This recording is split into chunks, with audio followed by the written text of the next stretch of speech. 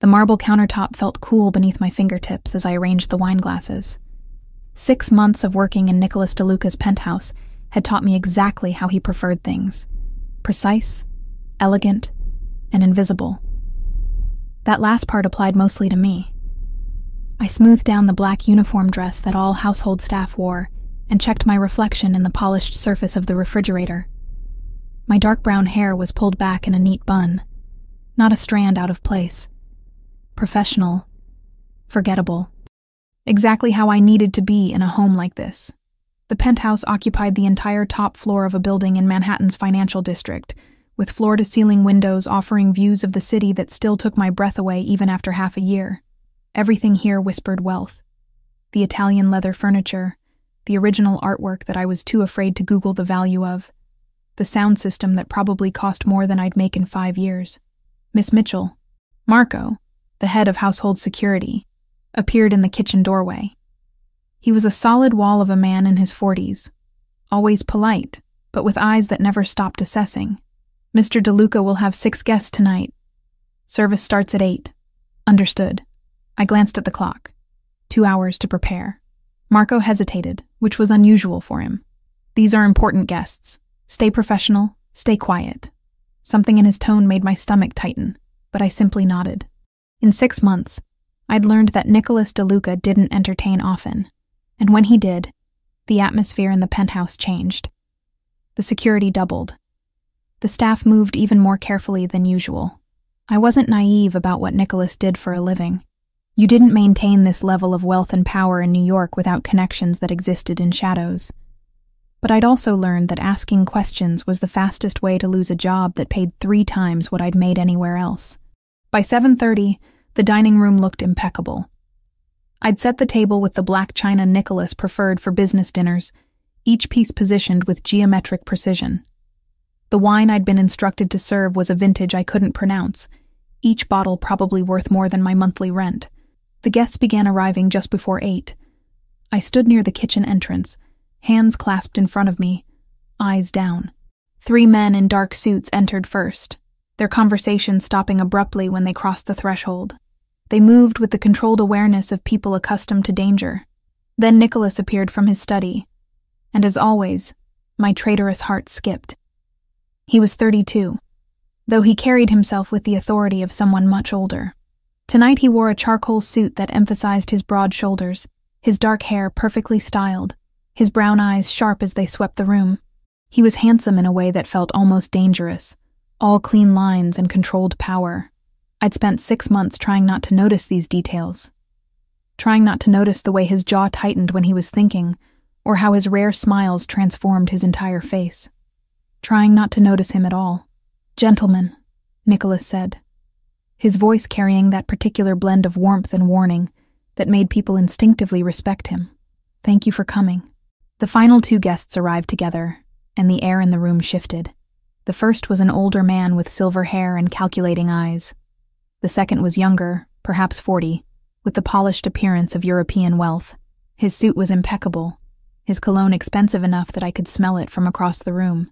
"Roberto," Nicholas said, extending his hand to the younger man. "Good to see you."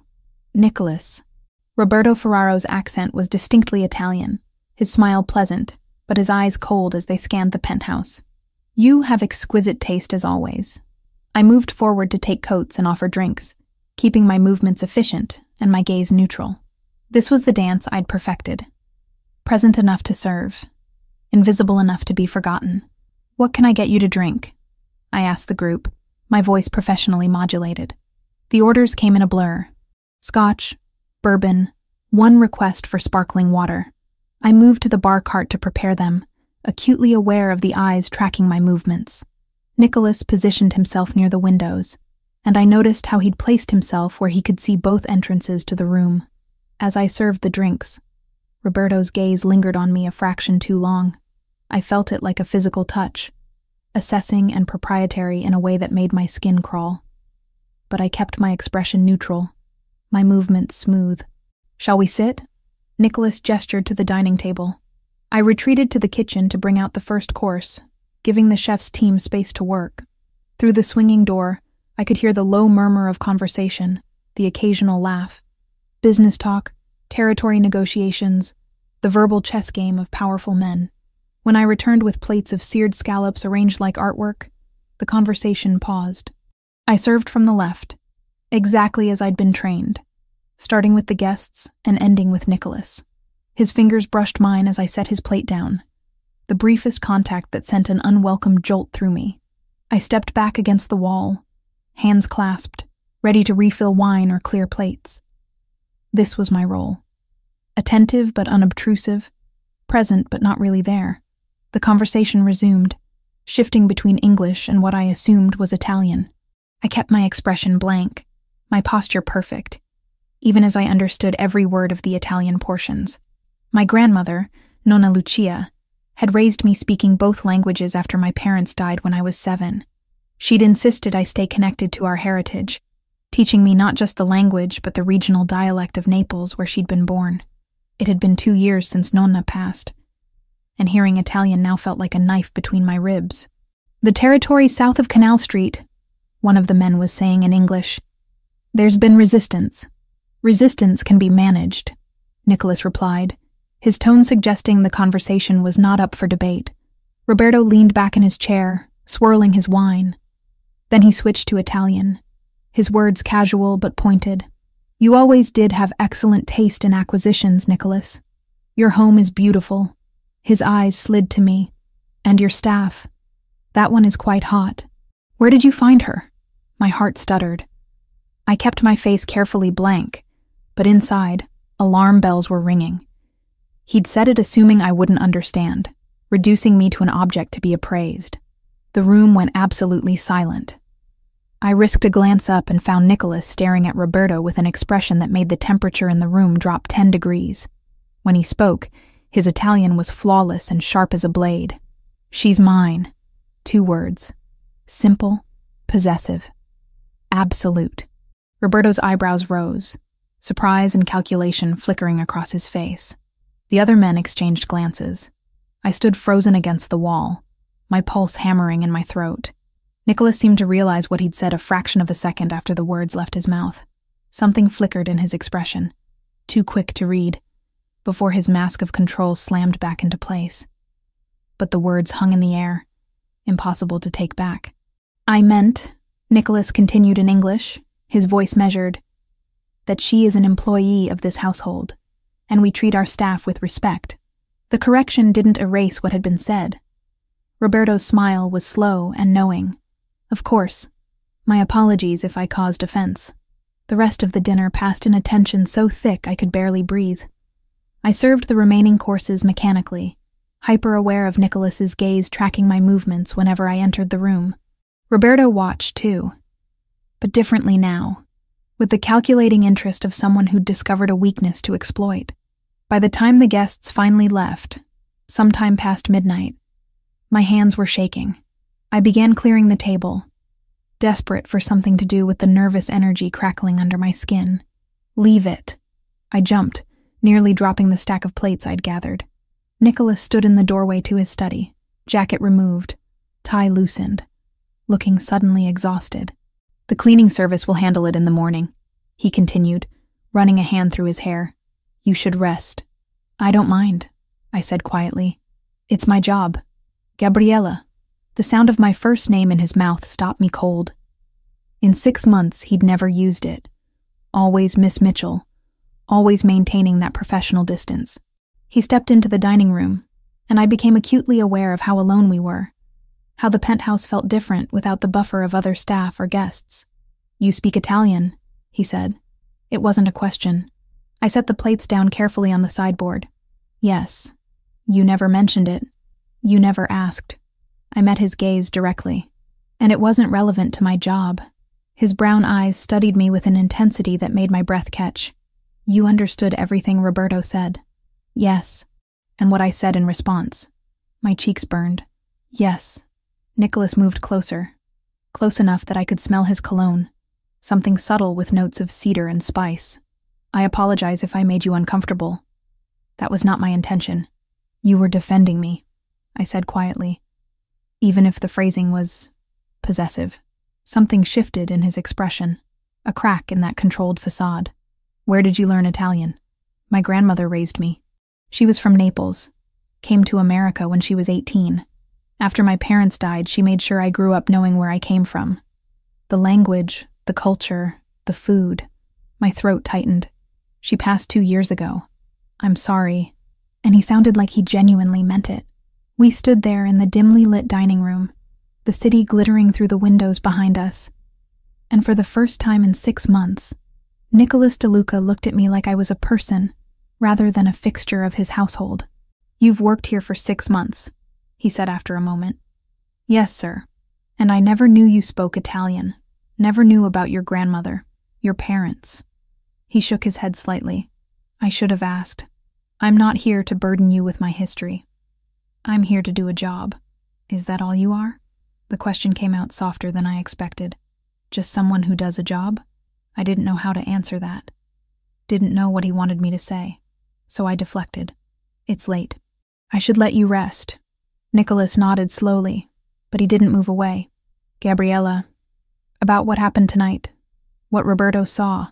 I need you to understand that men like him, they look for leverage, weaknesses. And you think I'm a weakness? I think, he said carefully, that I reacted in a way that revealed more than I intended. And I'm concerned about what that might mean for you. The weight of his words settled over me. I'd understood the dangerous world he inhabited in abstract terms, but this felt suddenly, terrifyingly concrete. Should I be worried? I asked. No. The word was firm. Absolute. I won't let anything happen to you. I promise you that. I wanted to ask what gave him the right to make such promises, what I'd become to him in the space of one evening that would warrant such protection. But I was exhausted, overwhelmed, and still processing the way my heart had jumped when he'd said, "She's mine," in that tone that brooked no argument. "Good night, Mr. DeLuca," I said, needing distance, needing to think. Nicholas. His voice stopped me as I reached the doorway. When it's just us, you can call me Nicholas. I looked back at him, this powerful man who suddenly seemed less certain, less controlled. Good night, Nicholas. In my small room off the kitchen, I lay awake for hours, replaying every moment of the evening. The way Roberto had looked at me, the way Nicholas had responded, the realization that in 6 months of invisibility, I'd somehow been seen all along, and the terrifying, exhilarating possibility that I wasn't invisible to Nicholas DeLuca at all, that maybe I never had been. 3 days passed before the incident with the glass. I'd been cleaning the windows in Nicholas's study, using the special solution the cleaning service provided for the floor-to-ceiling panels. The afternoon sun streamed through, making the city below shimmer like something out of a dream. I didn't hear the glass picture frame crack until it was too late. My hand jerked back, but not fast enough. Blood welled from a cut across my palm, bright red against my skin. Damn it, I muttered, pressing my other hand against the wound and looking around for something to staunch the bleeding. What happened? Nicholas appeared from his bedroom, laptop in hand. His eyes went immediately to the blood dripping between my fingers. Let me see. It's fine, I said quickly. Just a small cut. I'll clean it up and... Gabriela. He set the laptop down and crossed the room in 3 strides. Let me see. He took my wrist gently, turning my hand palm up to examine the cut. His touch was surprisingly careful, almost tender, and I found myself studying his face as he studied the wound. This close, I could see the faint lines at the corners of his eyes, the precise way he'd shaved that morning, the full curve of his lower lip. It's not deep, he said, but it needs to be cleaned and bandaged properly. Come with me. He led me to the master bathroom, a space of white marble and chrome that I'd cleaned 100 times, but never really occupied. Nicholas guided me to sit on the edge of the bathtub while he retrieved a first aid kit from beneath the sink. This will sting, he warned, before applying antiseptic to the cut. I hissed at the burn, but didn't pull away. Nicholas worked with steady hands, his attention focused entirely on the task. He cleaned the wound thoroughly, applied antibiotic ointment, then wrapped my hand in gauze with surprising skill. Where did you learn to do that? I asked. A ghost of a smile touched his lips. Growing up in my family, you learn to handle injuries. Not all of them can go to hospitals. It was the most he'd ever revealed about his past. and I treasured the information like a secret. There. He secured the bandage with tape. Keep it clean and dry for a few days. But he didn't let go of my hand. We sat there in the marble bathroom, afternoon light streaming through the window, my hand cradled in both of his. When I looked up, I found him watching me with an expression I couldn't quite read. "Thank you," I said softly. Nicholas's thumb brushed across my wrist, just above the bandage, and I felt that touch everywhere. "I don't want you to get hurt." The words felt heavier than they should, weighted with meaning I wasn't ready to examine. "I should get back to work," I whispered, but I didn't move. Neither did he. The week following the incident with Roberto Ferraro, I noticed Nicholas's presence in ways I hadn't before.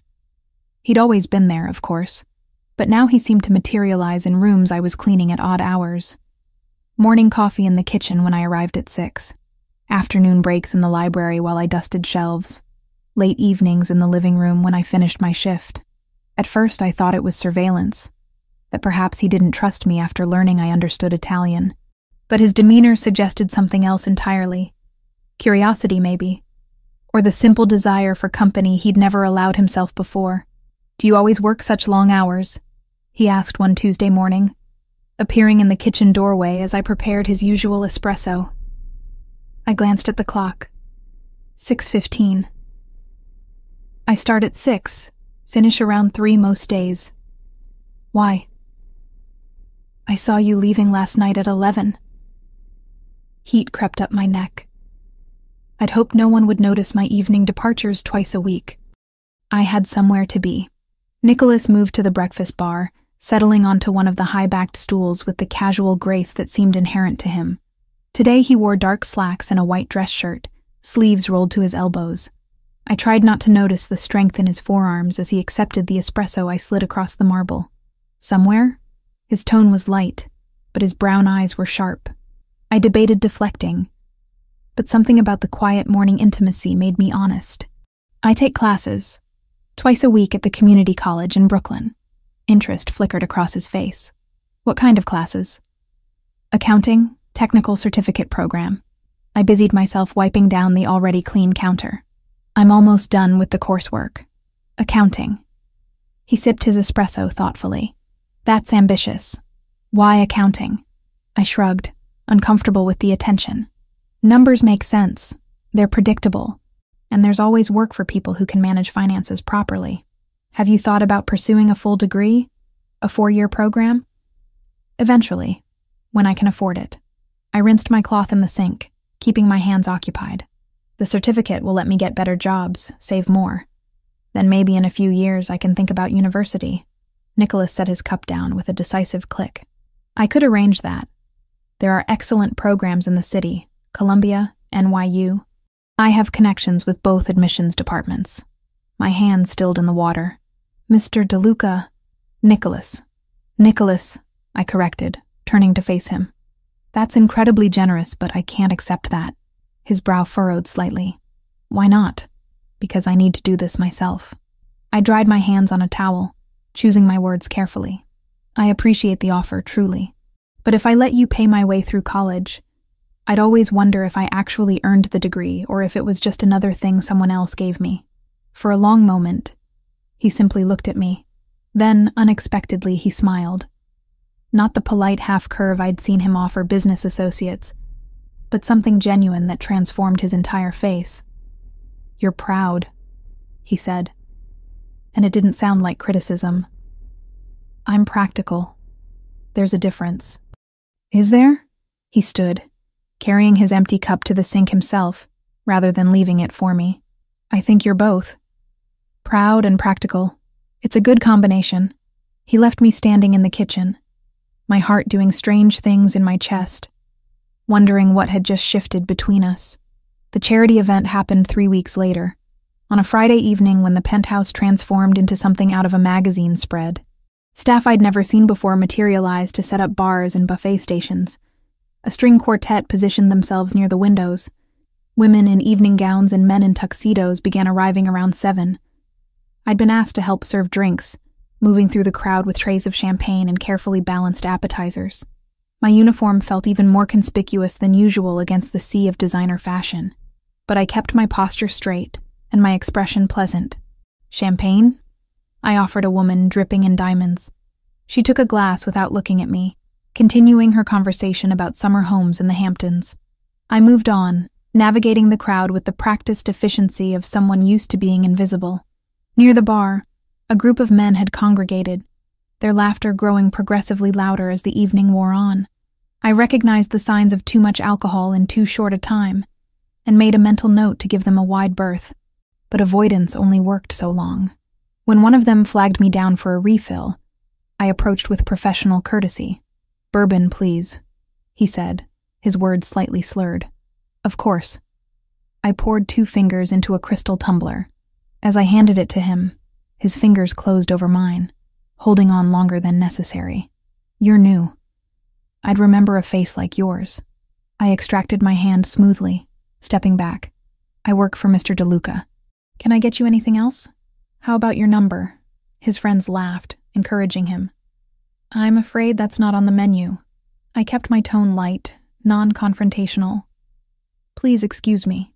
I turned to leave, but he caught my wrist, his grip tight enough to hurt. "Come on, sweetheart. Don't be like that." "Sir, I need you to let go." I kept my voice level despite the alarm bells ringing in my head. "Just one dance. What's the harm?" I could feel eyes turning toward us, the conversation around us quieting. This was exactly the kind of scene I'd been trained to avoid. Making a fuss would only draw more attention, potentially embarrass Nicholas in front of his guests. So I did what I'd learned to do in situations like this. I smiled, gently but firmly pulled my wrist free, and redirected. "I'm sure one of the other guests would love to dance with you. Let me find someone from the catering company to help you." I walked away quickly, disappearing into the kitchen before he could follow. My wrist throbbed where he'd grabbed me, and I could already see the red marks forming. "You okay?"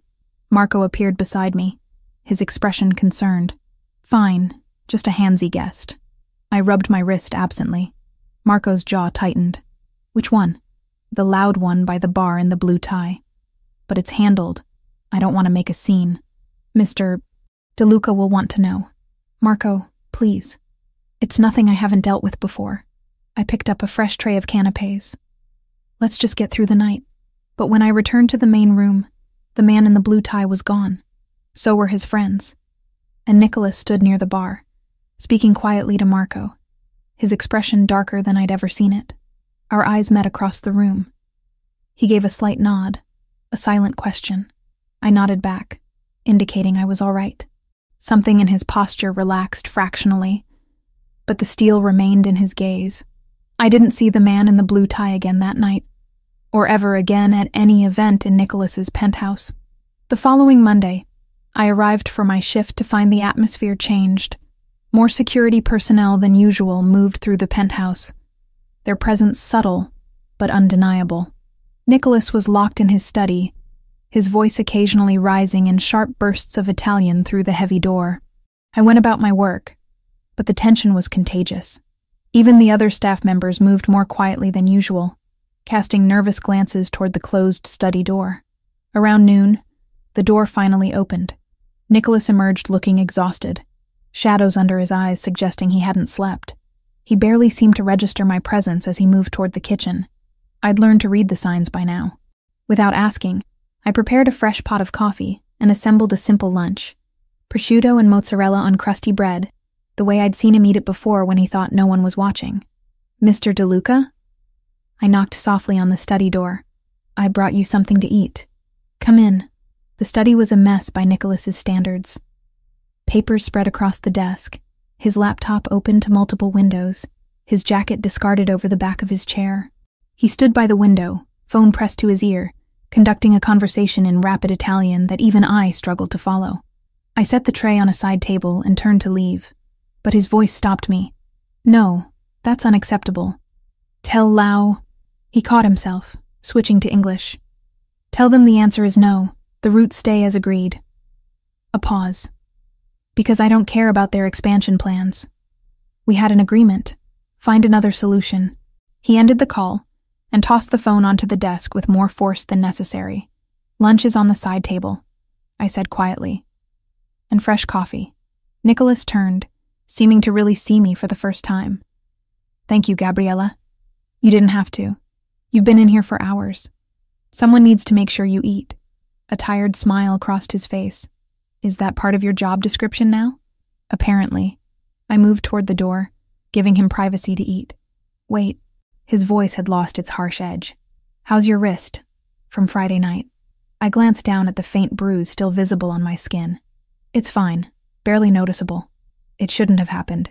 In my home, to someone under my employ." He moved closer, his expression troubled. "I'm sorry. You handled it. He's gone. That's more than most employers would do. Most employers don't." He stopped himself, running a hand through his hair. I should have been paying closer attention. The admission surprised me. Nicholas DeLuca didn't strike me as someone who apologized often or easily. "You can't watch everything," I said gently. "You had 100 guests to manage." "But I was watching." The words came out quiet, almost reluctant. "I saw him approach you. Saw you handle the situation. You were calm, professional, got yourself out of a difficult spot without creating a scene. Most people would have panicked or made demands. I've learned that making scenes usually makes things worse." Something shifted in his expression, a recognition of pain I hadn't meant to reveal. "Where did you learn that?" I shrugged, suddenly desperate to change the subject. "Your coffee's getting cold." He let me deflect, but the look in his eyes told me he'd filed the information away, adding it to whatever picture of me he was building. Later that week, I was dusting the bookshelves in the library when I heard Nicholas's voice rise in anger from the study. The door was closed, but his words carried. "I don't care what the triad wants. The answer is no." A pause. "Then they can consider it a declaration. I'm not moving my roots to accommodate their expansion." My hand stilled on the leather-bound volume I'd been cleaning. The triad. I didn't need to be an expert in organized crime to know that name carried weight and danger. "If they want a territorial dispute, they can have one. But they won't win." Another pause, longer this time. "Fine. Set up the meeting. But it happens on neutral ground, and I bring my own security." The call ended. Silence settled over the penthouse, heavy and ominous. I continued my work, but my mind raced. The tension of the past week suddenly made sense. The increased security, Nicholas's distraction, the late-night phone calls in Italian I'd overheard. He was in the middle of something dangerous, something that could spill over into violence. And I was here, in the center of it, dusting books and pretending I didn't understand the stakes. When I finished the library, I found Nicholas in the living room, staring out at the city with a glass of whiskey in his hand. It was barely 3 p.m. "The shelves are done," I said softly, not wanting to startle him. "Is there anything else you need?" He turned, and for a moment, I saw past the controlled facade to the man underneath. He looked tired, worried, human in a way that made my chest ache. "No, thank you, Gabriela. I should have left. Should have returned to the kitchen and finished my shift." Instead, I heard myself ask, "Are you all right?" The question seemed to surprise him as much as it surprised me. Nicholas DeLuca wasn't someone people worried about. He was the one who controlled things, who handled problems, who never showed weakness. "I'm fine," he said automatically. "You don't look fine." A hint of a smile touched his lips. "Careful.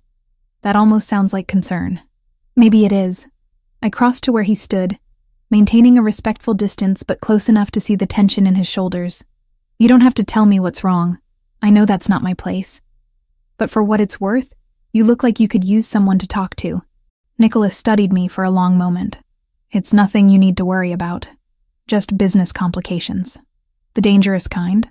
All my business is dangerous to some degree." He took a sip of his whiskey. "But I handle it. I always do." I nodded, accepting the non-answer. "Well, if you need anything, I'll be in the kitchen." As I turned to leave, his voice stopped me. "Gabriela, thank you for caring enough to ask." I looked back at him, silhouetted against the city skyline, and felt something shift in my chest. This wasn't just my employer anymore. This was becoming something else, something I wasn't ready to name but couldn't ignore.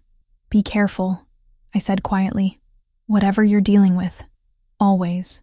But as I returned to my work, I couldn't shake the feeling that Nicholas DeLuca's careful might not be careful enough, and that somehow, whether I wanted to be or not, I was becoming tangled in his dangerous world. That night, as I left the penthouse for my evening class, I noticed the security guard at the entrance watching me more closely than usual. And when I boarded the subway, I could have sworn I saw one of Nicholas's men boarding the same car 2 doors down. Protection or surveillance, I couldn't tell. Maybe both.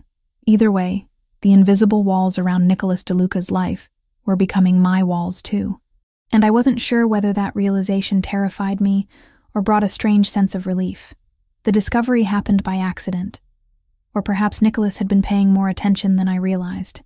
I'd just finished my shift on a Thursday afternoon, gathering my coat and bag from the small staff closet near the kitchen, when Marco appeared with an envelope.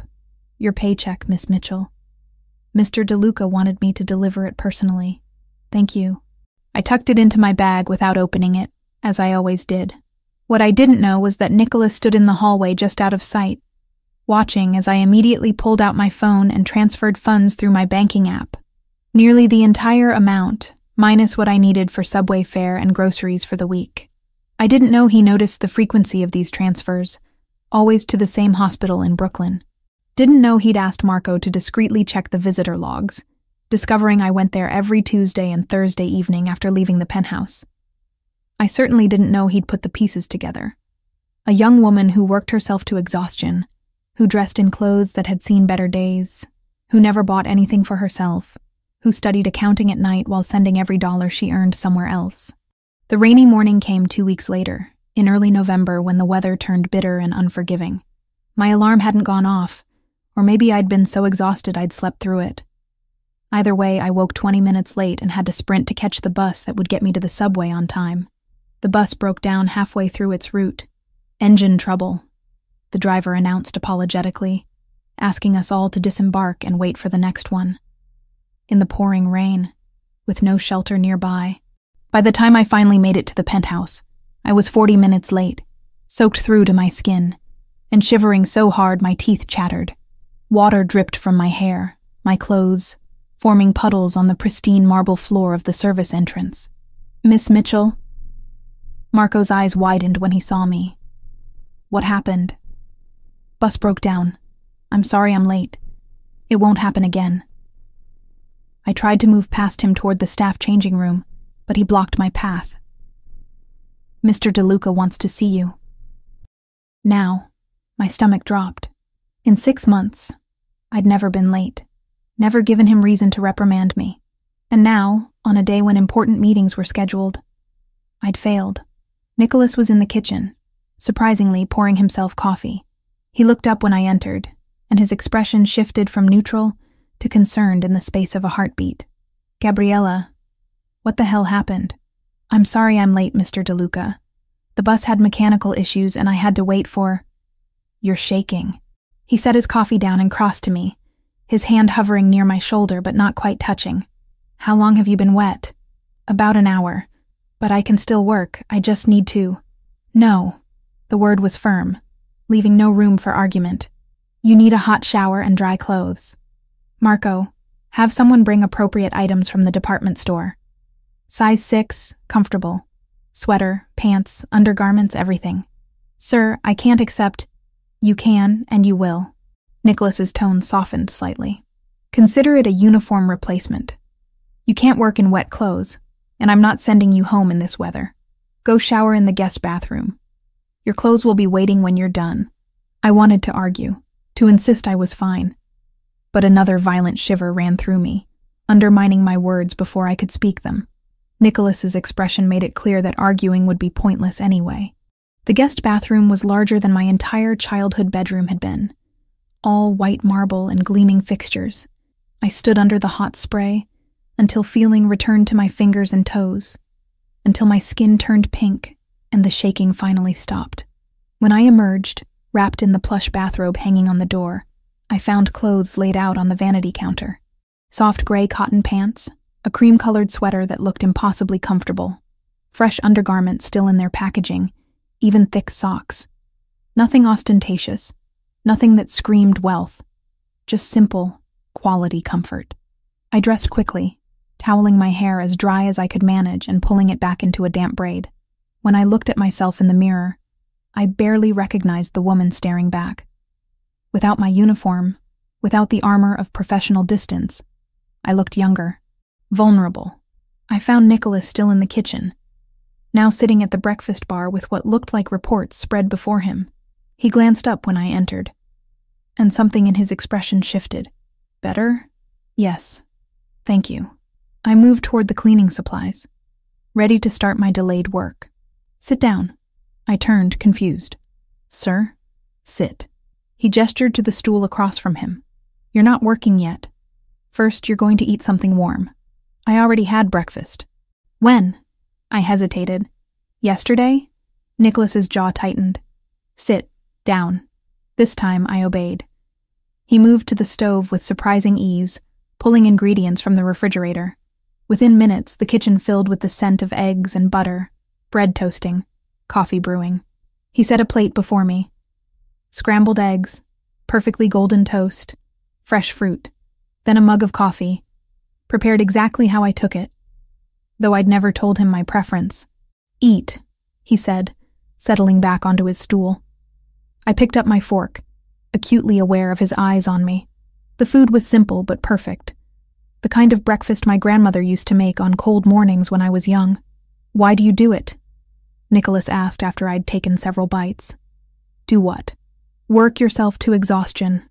Send every dollar you earn somewhere else. Take night classes on top of a full-time job.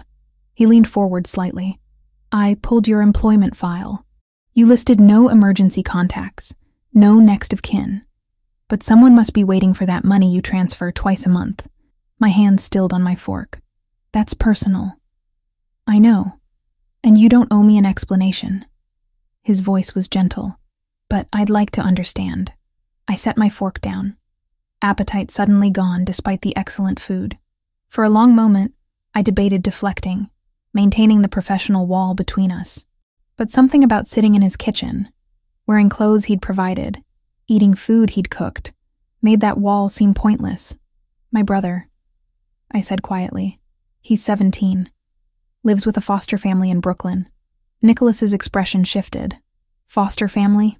After my grandmother died 2 years ago, I wasn't in a position to take custody. I was 25, working 2 jobs, living in a studio apartment barely big enough for one person. The old guilt rose in my throat. The state placed him with a good family. They take care of him. But he has a heart condition, congenital defect that needs monitoring and medication. The foster system covers some of it, but not everything. So you cover the rest. Someone has to. I picked up my coffee, needing something to do with my hands. He's all I have left, and I'm all he has. The accounting classes. Nicholas said slowly, You're studying so you can get better work, make more money for his treatment. Eventually, I want to petition for custody again, but that requires stability, a bigger apartment, proof I can provide. The certificate helps. A degree would help more. I met his eyes. That's why I can't accept your offer to pay for university. Every dollar I don't earn myself is a dollar I can't prove in a custody hearing. Understanding settled over his features. You're fighting for him. I'm doing what family does. Nicholas was quiet for a moment, studying me with an intensity that made my skin warm. What's his name? Tyler. He wants to be an architect someday. A small smile tugged at my lips despite everything. Draws buildings constantly, covers every surface with sketches. He's talented, and you're making sure he has the chance to pursue that dream. I'm trying. Nicholas reached across the counter, his hand covering mine briefly. The touch was warm, solid, grounding. That's not just trying, Gabriela. That's succeeding. Not many people would sacrifice everything for someone else. He's my brother. It's not a sacrifice. Yes, Nicholas said softly. It is. A noble one. We sat in silence, the intimacy of the moment wrapping around us like the steam from our coffee cups. Outside, rain continued to hammer against the windows, but inside, something had shifted between us. Can I tell you something? Nicholas asked after a while. About my family? I nodded. surprised by the offer. My father built this empire from nothing. Started with a restaurant in Little Italy, expanded into import-export, then other businesses. Some legitimate, some less so. He stared into his coffee. By the time I was old enough to understand what he really did, I was already being groomed to take over. No choice, no alternative path, just expectation. Do you resent it? Sometimes. Most of the time. He looked up at me. But it's the family business. You don't walk away from family obligations, even when they cost you everything. Even then, the parallel between us hung in the air, unspoken but acknowledged. We were both carrying weight we hadn't chosen, both sacrificing for family in our own ways. My phone buzzed in the pocket of the borrowed pants, shattering the moment. I pulled it out, my heart lurching when I saw the caller ID, Brooklyn Methodist Hospital. I need to take this, I said, already standing. Of course, I answered, moving toward the window for a semblance of privacy. Hello? Is this Gabriela Mitchell? A woman's voice, professional but urgent. Yes. Is Tyler okay? Your brother was brought to the emergency room about an hour ago. He collapsed at school. The doctors are examining him now, but you should come as soon as possible.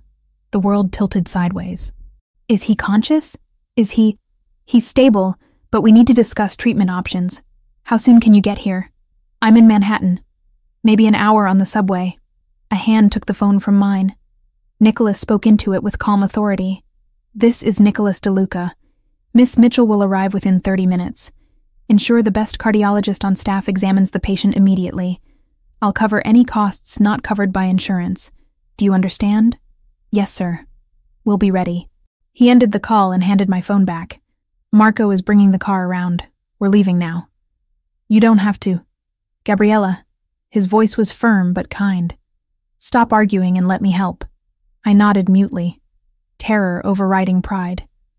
Tyler, my baby brother, the only family I had left, lying in a hospital bed. Nicholas guided me toward the private elevator, his hand steady at my back. In the garage, a black sedan waited. Marco already behind the wheel.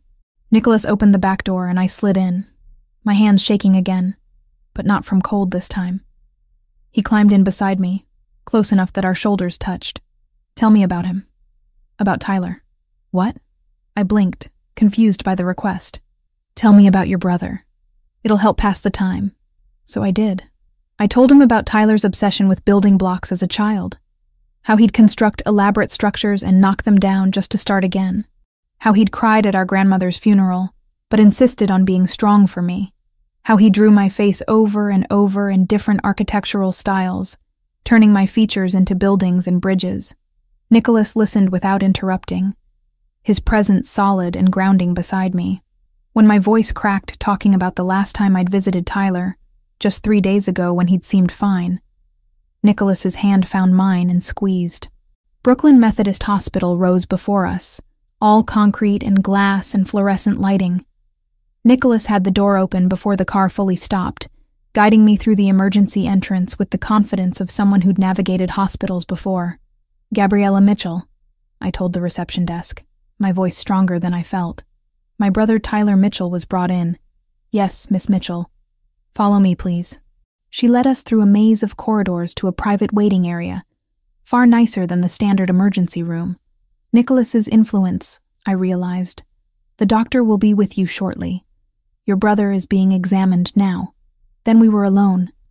The antiseptic smell of hospital filling my nostrils, bringing back memories of my grandmother's final days.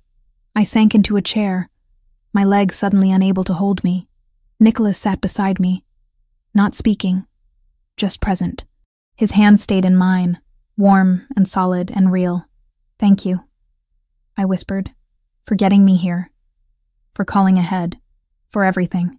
You don't need to thank me. Yes, I do. I turned to look at him, this powerful man who'd dropped everything to drive me across the city for a teenager he'd never met. You barely know me. You certainly don't know Tyler. You didn't have to do any of this. Nicholas's brown eyes held mine, something intense and unreadable in their depths. Maybe I wanted to. Did you consider that? Before I could respond, a doctor appeared in the doorway, clipboard in hand. I stood quickly, my heart in my throat. Miss Mitchell? I'm Dr. Roberts. Let's talk about your brother. Dr. Roberts led us to a small consultation room, his expression professionally neutral in a way that made my stomach clench. Nicholas stayed close, his presence a steady anchor as we sat. Tyler's condition has deteriorated, the doctor began without preamble. The valve defect we've been monitoring has progressed faster than anticipated. He needs surgery, and soon, within the next 2 weeks if possible. The words hit me like physical blows. Surgery. How much will it cost? With his current insurance coverage, you'd be looking at approximately $40,000 out of pocket. That includes the surgery itself, hospital stay, follow-up care, and medications. $40,000. I had maybe $3,000 in savings, if I was lucky. Even selling everything I owned wouldn't come close. Can I see him? My voice came out smaller than I intended. Of course. He's awake and asking for you. Tyler looked impossibly young in the hospital bed, his dark hair messy against the pillow, monitors beeping softly around him. His face brightened when he saw me, but I could see the fear underneath. Hey, Gabs. He used the childhood nickname he'd given me when he was 4 and couldn't pronounce Gabriela properly. Hey, kiddo. I took his hand, careful of the IV line. You scared me. Sorry, I was just in gym class and then everything got weird. His green eyes, so like our mother's, searched my face. They said I need an operation. Yeah, but it's going to be okay. We'll figure it out. It costs a lot, doesn't it? Despite being 17, Tyler had always been mature beyond his years. I heard the doctors talking. Don't worry about that. Just focus on getting better. Tyler's gaze shifted past me to where Nicholas stood near the door, giving us space. Who's that? That's my boss, Nicholas DeLuca. He drove me here. Nicholas stepped forward, extending his hand. Tyler, good to meet you, though I wish it were under better circumstances. They shook hands, and I watched Tyler assess Nicholas with the same careful observation I'd noticed in our grandmother. Reading people, measuring their sincerity. Thanks for bringing my sister, Tyler said. She worries about me too much. Someone should worry about you, Nicholas replied with a small smile. She tells me you want to be an architect. Tyler's eyes widened. She told you that? She's proud of you. Mentioned your drawings. A faint blush colored Tyler's cheeks.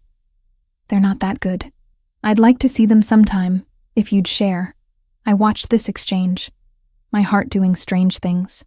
Nicholas DeLuca, who commanded rooms full of dangerous men, was speaking to my teenage brother with genuine interest and respect. A nurse appeared to check Tyler's vitals, and Nicholas gestured for me to step into the hallway with him. I need to make some calls, he said once we were alone. Wait here. I'll be back shortly. He disappeared down the corridor, phone already to his ear. I returned to Tyler's room, holding his hand while he drifted in and out of sleep, the exhaustion of the day finally catching up to him. Nicholas returned 40 minutes later. Can we talk outside? In the hallway? He guided me to the same consultation room we'd been in earlier. The surgery is scheduled for next Friday. Dr. Roberts will perform it himself. He's one of the best cardiac surgeons in the state. Nicholas, I can't afford. It's handled. I stared at him. What do you mean it's handled? The hospital administration has been informed that all costs related to Tyler's surgery and recovery are covered. The full amount. The world tilted. That's $40,000. I'm aware. You can't just... My voice cracked. That's too much. I can't accept that. Nicholas's expression softened. Yes, you can. And you will. Because Tyler needs this surgery and you don't have time to figure out alternative financing.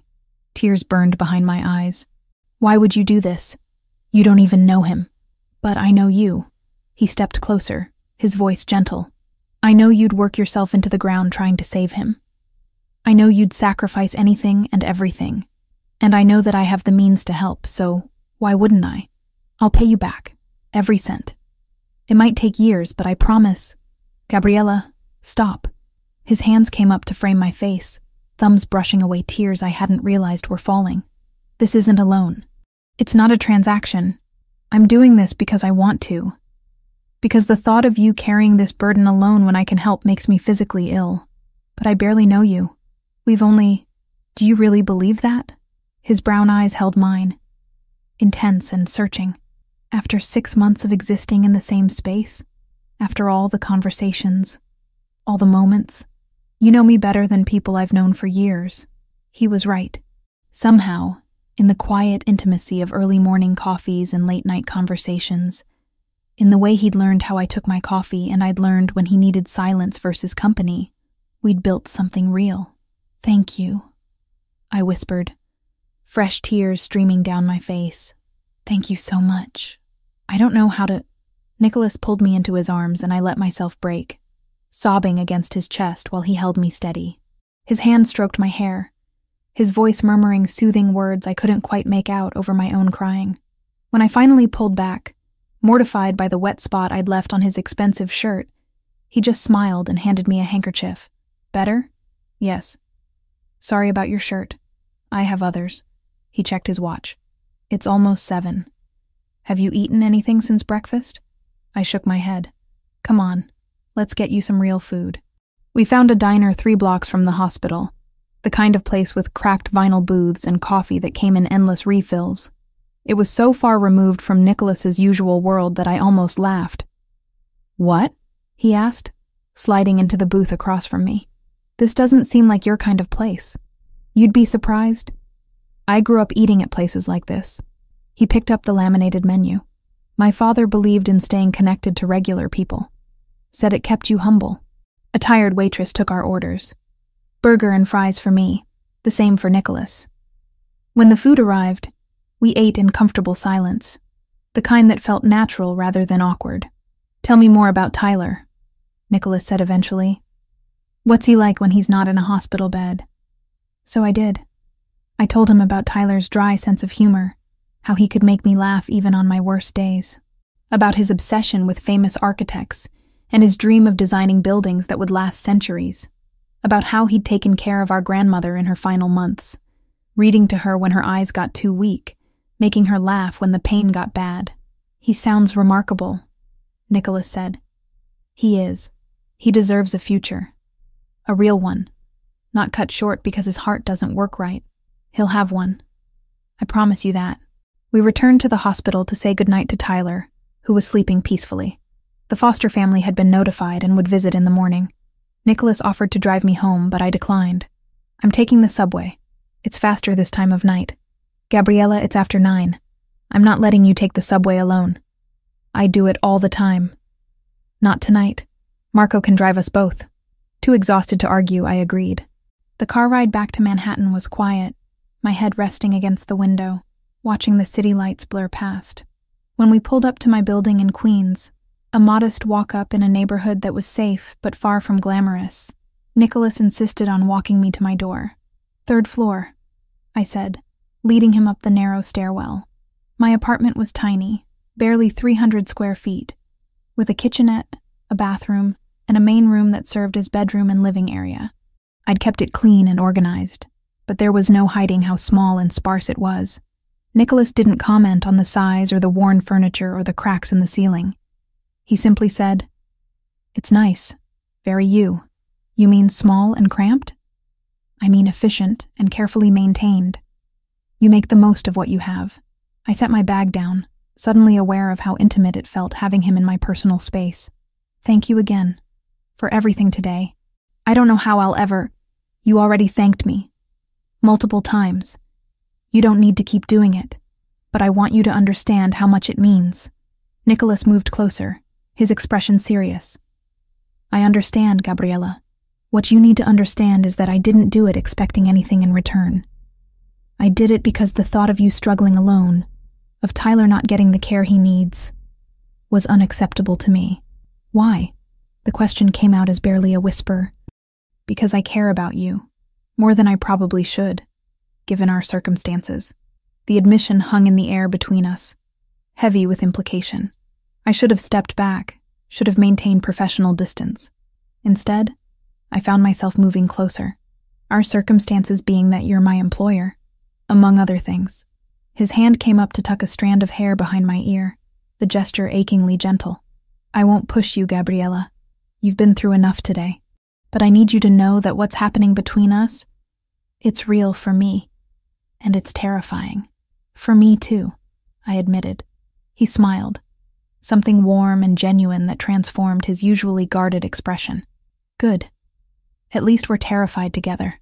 He left, after making me promise to call if I needed anything, and I was alone in my tiny apartment with thoughts too large to contain. Nicholas DeLuca cared about me, had paid $40,000 for my brother's surgery without hesitation, had held me while I cried and bought me dinner, and walked me to my door like we were normal people on a normal date. Nothing about this was normal. But somehow, it felt more real than anything I'd experienced in years. The next week passed in a blur. I worked my shifts at the penthouse, visited Tyler every evening, and somehow found time for my classes. Nicholas seemed to appear whenever I needed something, whether it was a ride to the hospital or a simple conversation to distract me from worry. One evening, I was cleaning the library when I found him still working at 10 o'clock, hunched over his laptop with papers scattered across the desk. "You're here late," I said from the doorway. He looked up, surprise flickering across his features. "I thought you'd left hours ago. Tyler's foster family is visiting tonight. They asked for some time alone with him." I stepped into the library. "Have you eaten dinner?" Nicholas glanced at his watch, as if only just realizing the time. "I forgot. Nicholas." I shook my head. "You can't work like this without taking care of yourself. I have a meeting tomorrow with some difficult people. Need to be prepared. You won't be prepared if you collapse from hunger." I made a decision. "Give me 15 minutes. In the kitchen, I made 2 simple sandwiches from the provisions I'd been keeping stocked, turkey and provolone with the good bread Nicholas preferred, and brewed a fresh pot of tea. When I returned to the library with the tray, he'd pushed his work aside and was watching me with an expression I couldn't quite read. "You didn't have to do this," he said as I set the tray down. "Someone needs to make sure you eat. Apparently that's my job now." I handed him a plate and settled into the chair across from his desk. We ate in comfortable silence, the kind that felt earned rather than forced. When he finished, Nicholas leaned back in his chair, studying me. "Can I ask you something?" "Of course." "Why are you still here?" "It's after 10. You finished your shift hours ago." I shrugged. Didn't feel like going home to an empty apartment. "And I thought you might need company." Something shifted in his expression, vulnerability showing through the cracks in his usual control. "I did. I do." He paused. "Thank you for noticing. You notice things about me all the time. Figured I should return the favor." "What have you noticed?" The question felt weighted. Important, somehow. I chose my words carefully. "I've noticed that you work too hard. That you carry everything alone because you think that's what strength looks like.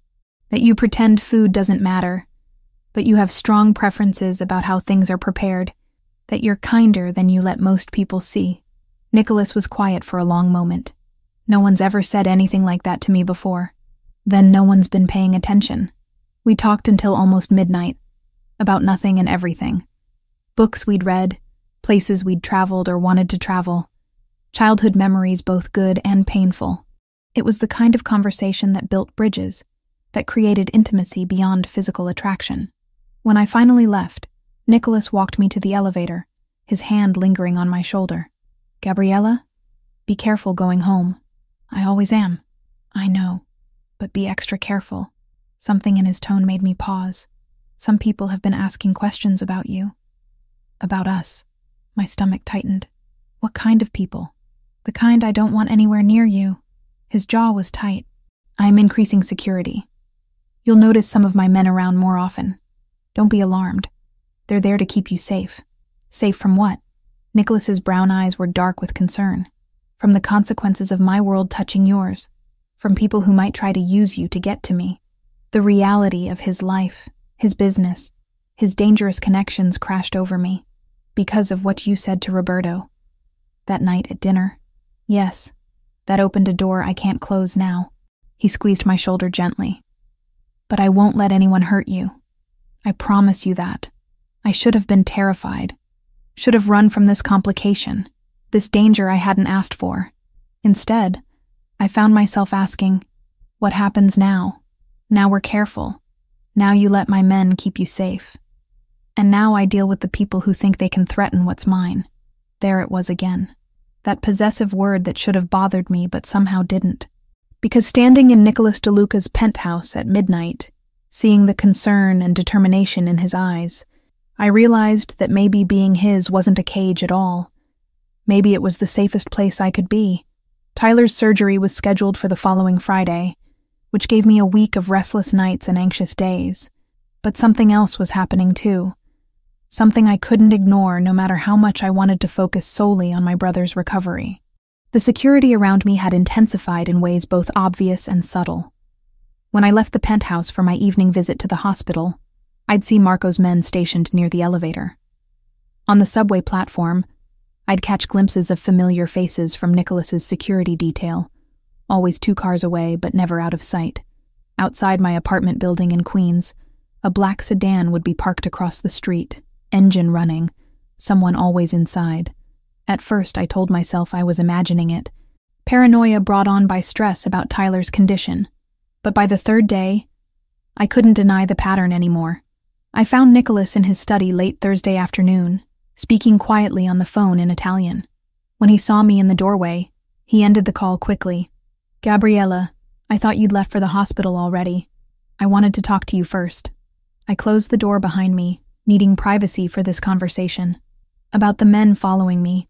His expression didn't change, which was answer enough. "You noticed. Kind of hard not to when they're everywhere I go." I crossed my arms, suddenly defensive. "What's going on, Nicholas? And please don't tell me it's nothing." He set his phone down and stood, moving around the desk to lean against it. "Do you remember what I said about people asking questions? About consequences?" "Yes. The situation has escalated. Roberto Ferraro has been making inquiries about you through various channels. Where you live, where you go, who you see." His jaw tightened. "He's testing boundaries. Seeing if I'll react." My stomach dropped. "Testing boundaries how?" "By demonstrating that he can reach you if he wants to. That my protection isn't absolute." Nicholas ran a hand through his hair, frustration evident. "It's a power play. He wants me to know that anything I care about is vulnerable." The clinical way he explained it didn't match the fear coursing through me. "So what does that mean for me? Am I in actual danger?" "Not if I can help it. That's why the security detail." He moved closer, his voice softening. "I won't let anything happen to you, Gabriela. But I need you to be smart about this. No taking different routes home. No going places alone. No deviating from your normal routine without telling Marco first." The rules felt suffocating, even as I understood their necessity. "This is because of what you said that night. Because you claimed me in front of him." "Yes, and I don't regret it." His brown eyes held mine, fierce and certain. "But I do regret that it put you at risk. I should have been angry. Should have blamed him for dragging me into his dangerous world. Instead, I found myself asking, what do we do now?" Nicholas seemed surprised by the question, or maybe by the "we" in it. "I have a proposal, but I need you to hear me out before you decide." "Okay. Move into the penthouse. Temporarily." He held up a hand when I started to protest. "Not as an employee. There's a guest suite in the private wing, completely separate from the main living areas. You'd have your own space, your own entrance, but you'd be protected. The building has security that rivals most government facilities."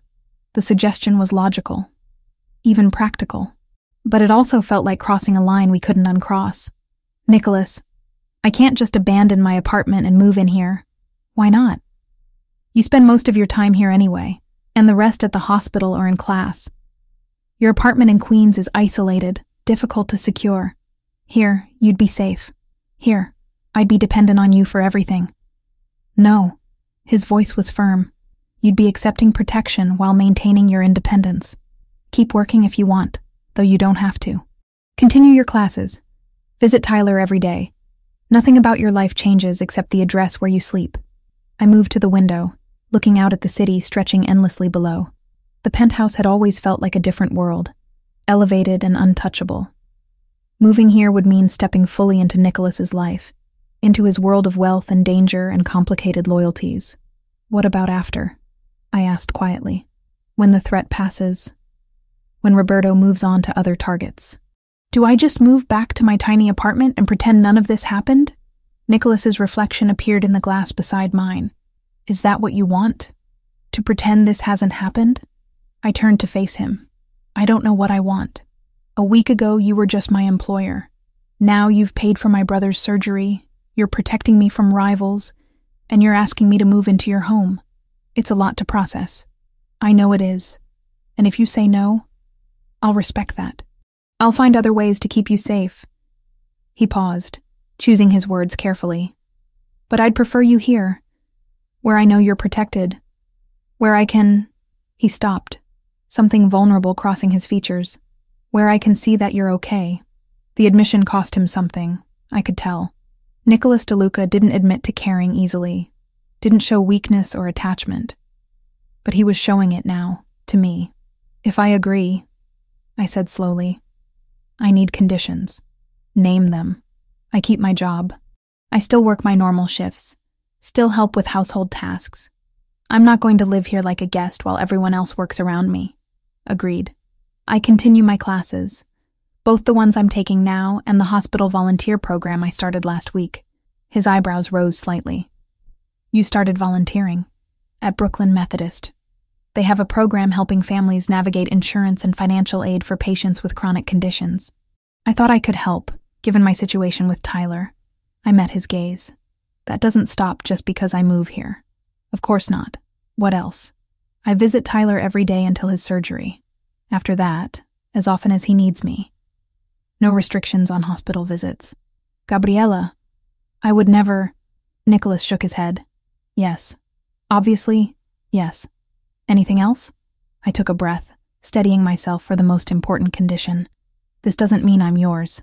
Not in the way Roberto interprets it. I'm not property to be claimed or protected. I'm a person making a choice to accept help from someone I trust. But I'm still me. Still independent. Still free to leave if I want to. Nicholas stepped closer, his expression serious. I would never think of you as property. What I said to Roberto was instinct, protective and possessive in a way I don't entirely understand. But it wasn't about ownership. His hand came up to cup my cheek, gentle and warm. If you move in here, it's because you choose to. And if you choose to leave, I won't stop you. Though I'll do everything I can to convince you to stay. The honesty in his voice, the vulnerability in his touch, broke through my remaining resistance. Okay. Okay? I'll move in. Temporarily. Until this situation with Roberto resolves. Relief washed over his features so completely that I realized how worried he'd been that I'd refuse. When can you be ready? I don't have much to pack. Tomorrow? I'll send Marco to help. And Gabriela? He smiled, something warm and genuine. Thank you for trusting me. Moving happened faster than I expected. Marco and 2 other men collected my belongings from Queens the next morning, fitting everything I owned into 3 suitcases and 4 boxes. It was humbling, seeing my entire life condensed so efficiently. The guest suite Nicholas had mentioned turned out to be larger than my entire apartment had been. A bedroom with a queen bed and windows overlooking the city. A sitting area with a comfortable couch and television. A full bathroom with a soaking tub and separate shower. Even a small kitchenette with a refrigerator and microwave. This is too much, I said when Nicholas showed me around. It's what was available. Make it yours however you want. If you need anything, just ask. Tyler's surgery went well. I sat in the waiting room for 6 hours while Dr. Roberts repaired the valve defect, with Nicholas beside me the entire time, despite having meetings he could have attended. When the doctor finally emerged to say everything had gone smoothly, I'd cried with relief against Nicholas's shoulder. The recovery would take weeks, but Tyler was young and strong. The prognosis was excellent. Living in close proximity to Nicholas changed things between us in ways both subtle and profound. We'd always had our early morning coffee routine, but now it happened in his kitchen with me wearing comfortable pajamas instead of my work uniform. Conversations that used to be stolen moments became extended discussions over breakfast or late dinners after I returned from the hospital. We learned each other's rhythms. I discovered that Nicholas was cranky before his first espresso but thoughtful after his second, that he read historical biographies before bed and marked passages with a pencil he kept on his nightstand, that he hated talking on the phone but would do it for hours if the situation required. He learned that I was quietest in the mornings, needing silence to ease into the day, that I reorganized things when I was stressed, alphabetizing books or color-coding files, that I fell asleep easily but woke at the slightest noise, a habit developed from years of being responsible for Tyler. 2 weeks after moving in, on a night when Tyler had been particularly cheerful during my visit, I returned to find Nicholas in the kitchen making dinner. Actually cooking, not just reheating something the chef had prepared. "You cook?" I set my bag down, surprised. "Sometimes. When I want to think." He gestured to the stove where pasta bubbled in a pot. "Hungry?" "Starving. The hospital cafeteria is terrible." We ate together at the breakfast bar, the same place where so many of our conversations had happened. The pasta was simple but perfectly done, the sauce rich with garlic and herbs. "This is delicious," I said after several bites. "My mother's recipe. One of the few things she taught me before." He stopped, something painful flickering across his face. "Before what?" "Before she left. I was 12. He set his fork down. She couldn't handle my father's life anymore. The danger, the lies, the constant worry. One day she was just gone." I reached across to cover his hand with mine. "I'm sorry. It was a long time ago." But his fingers curled around mine, holding on. "She writes sometimes. Birthday cards, Christmas. Always with a return address somewhere warm. Florida, Arizona, California. She moves a lot. Do you ever visit her?" "No. She made her choice to leave. I made mine to stay." His thumb brushed across my knuckles. "Family obligations, remember?" We sat like that, hands linked across the counter, the weight of our respective responsibilities hanging between us. Then Nicholas said quietly, "I think about you constantly." My breath caught. "What?" "Every meeting I'm in, every phone call, every decision I make. Part of my mind is always wondering where you are, if you're safe, if you've eaten, if you're happy." His brown eyes met mine, vulnerable in a way I'd never seen. "It's distracting. It's dangerous given my line of work. And I don't care." My heart hammered against my ribs. "Nicholas, you don't have to say anything. I just needed you to know that this isn't casual for me. That you're not just someone I'm protecting, or someone who works for me." He squeezed my hand gently. "You're important. To me. In ways I'm still trying to understand." I should have been scared by the intensity of his admission. Should have pulled back, maintained distance. Instead, I found myself saying, "I feel it too. This thing between us. But I'm terrified it's just circumstance. Proximity and gratitude and the crisis with Tyler making everything feel more intense than it really is. And if it's not? If this is real? Then I'm still terrified." I met his gaze. "Because your world is dangerous, and mine is simple. And I don't know how those two things fit together without one destroying the other." Nicholas stood, moving around the counter until he was beside me.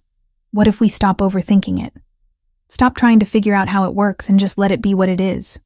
"And what is it?" His hand came up to tuck hair behind my ear, the gesture achingly familiar now.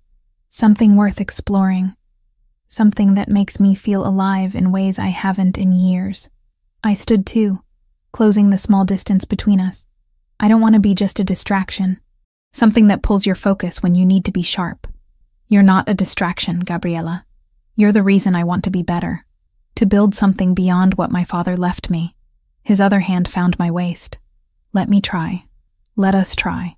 The kiss happened naturally, inevitably, like something that had been building for months and finally found release. His lips were soft against mine, questioning at first, then deepening when I responded. My hands slid up his chest to his shoulders, feeling the strength there, the controlled power that he kept so carefully leashed. When we finally broke apart, both breathing hard, Nicholas rested his forehead against mine. "Was that okay?" I laughed, giddy and relieved and more certain than I'd been about anything in months. "Yes, very okay." "Good.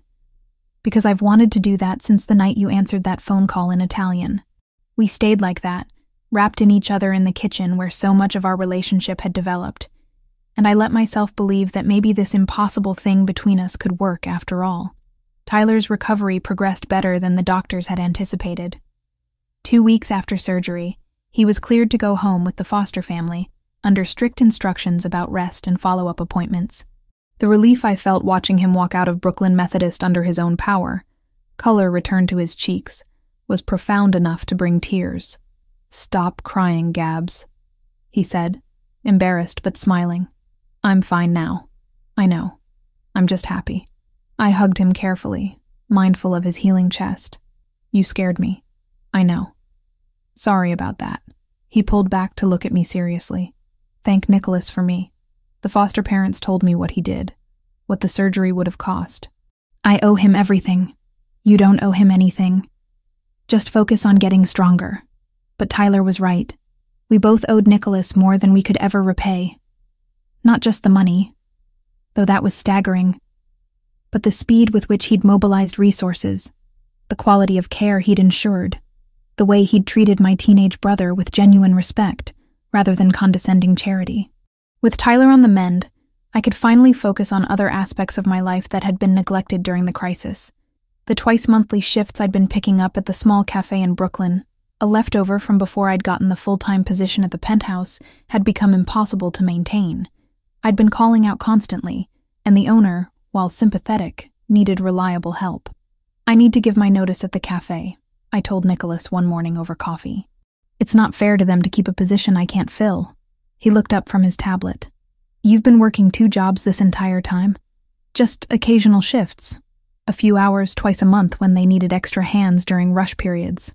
I sipped my espresso. It was extra money for Tyler's medications. But now, with the surgery handled and him recovering, I don't need it anymore. Nicholas set his tablet down, his expression thoughtful. "The work you do here, it's more than what we initially agreed upon. You've essentially been managing the entire household staff coordination, not just cleaning. I don't mind. I like staying busy. That's not the point. The point is you're undercompensated for what you actually do." He pulled out his phone, typed something quickly. "I'm increasing your salary, effective immediately. It should more than cover what you were making at the cafe. Nicholas, you don't have to—" "Yes, I do. This isn't charity, Gabriela. This is paying you what you're worth." His brown eyes were serious. "Between managing staff schedules, handling vendor relationships, and maintaining this place, you do the work of a house manager. You should be compensated accordingly." The increase he showed me on his phone made my eyes widen. It was nearly double what I'd been making, putting me in a position where I could not only cover Tyler's ongoing medical needs but actually start saving substantial money toward that custody petition. "Thank you," I said quietly. "This means more than you know." "I do know. That's why I'm doing it." That same week, the atmosphere in the penthouse shifted again. More meetings behind closed doors, more tense phone conversations in Italian that I tried not to overhear. Nicholas's jaw was constantly tight, his shoulders carrying visible tension. "What's happening?" I asked one evening after a particularly heated call. "Territory disputes, getting more complicated." He rubbed his temples. "The triad is pushing from the east. Roberto's people are testing boundaries from the south. It's a coordinated pressure campaign." "What does that mean for you?" "It means I need to go to Chicago. There's a commission meeting, all the major families. We need to establish clear boundaries before this escalates into something worse." My stomach tightened. "How long will you be gone?" 4 days, maybe 5. He moved closer, his hand finding mine. "I don't want to leave you. But this can't be handled remotely. I'll be fine. I have Tyler to visit, my classes, and I started helping with that volunteer program at the hospital, the one assisting families with insurance paperwork and financial aid applications." Interest flickered in his eyes. "When did you start that?" "Last week. The hospital administrator mentioned they needed volunteers who understood the system, who'd been through it themselves." I shrugged. I thought I could help other people navigate what I just went through. "That's remarkable." His thumb brushed across my knuckles. "Most people who've been through trauma want nothing to do with it afterward. You're turning it into something positive. I had help getting through it. Not everyone does. If I can make the process less terrifying for even one family, it's worth a few hours a week." Nicholas pulled me closer, his arms wrapping around me. "You constantly surprise me, you know that? Good surprises? The best kind. He left for Chicago on a Tuesday morning after extracting promises that I'd check in with Marco daily and wouldn't deviate from my established routine. The penthouse felt different without him, larger and emptier despite the presence of household staff. I threw myself into structure. Morning shift managing household operations, afternoon classes at the community college where I was finishing my last 2 certificate requirements, early evening visits to Tyler, who was recovering remarkably well, late evening volunteer hours at Brooklyn Methodist helping families navigate the labyrinth of medical billing and insurance claims. The routine helped, kept me from thinking too much about Nicholas in Chicago dealing with dangerous people, from worrying about the territorial disputes he'd mentioned, from missing him with an intensity that surprised me.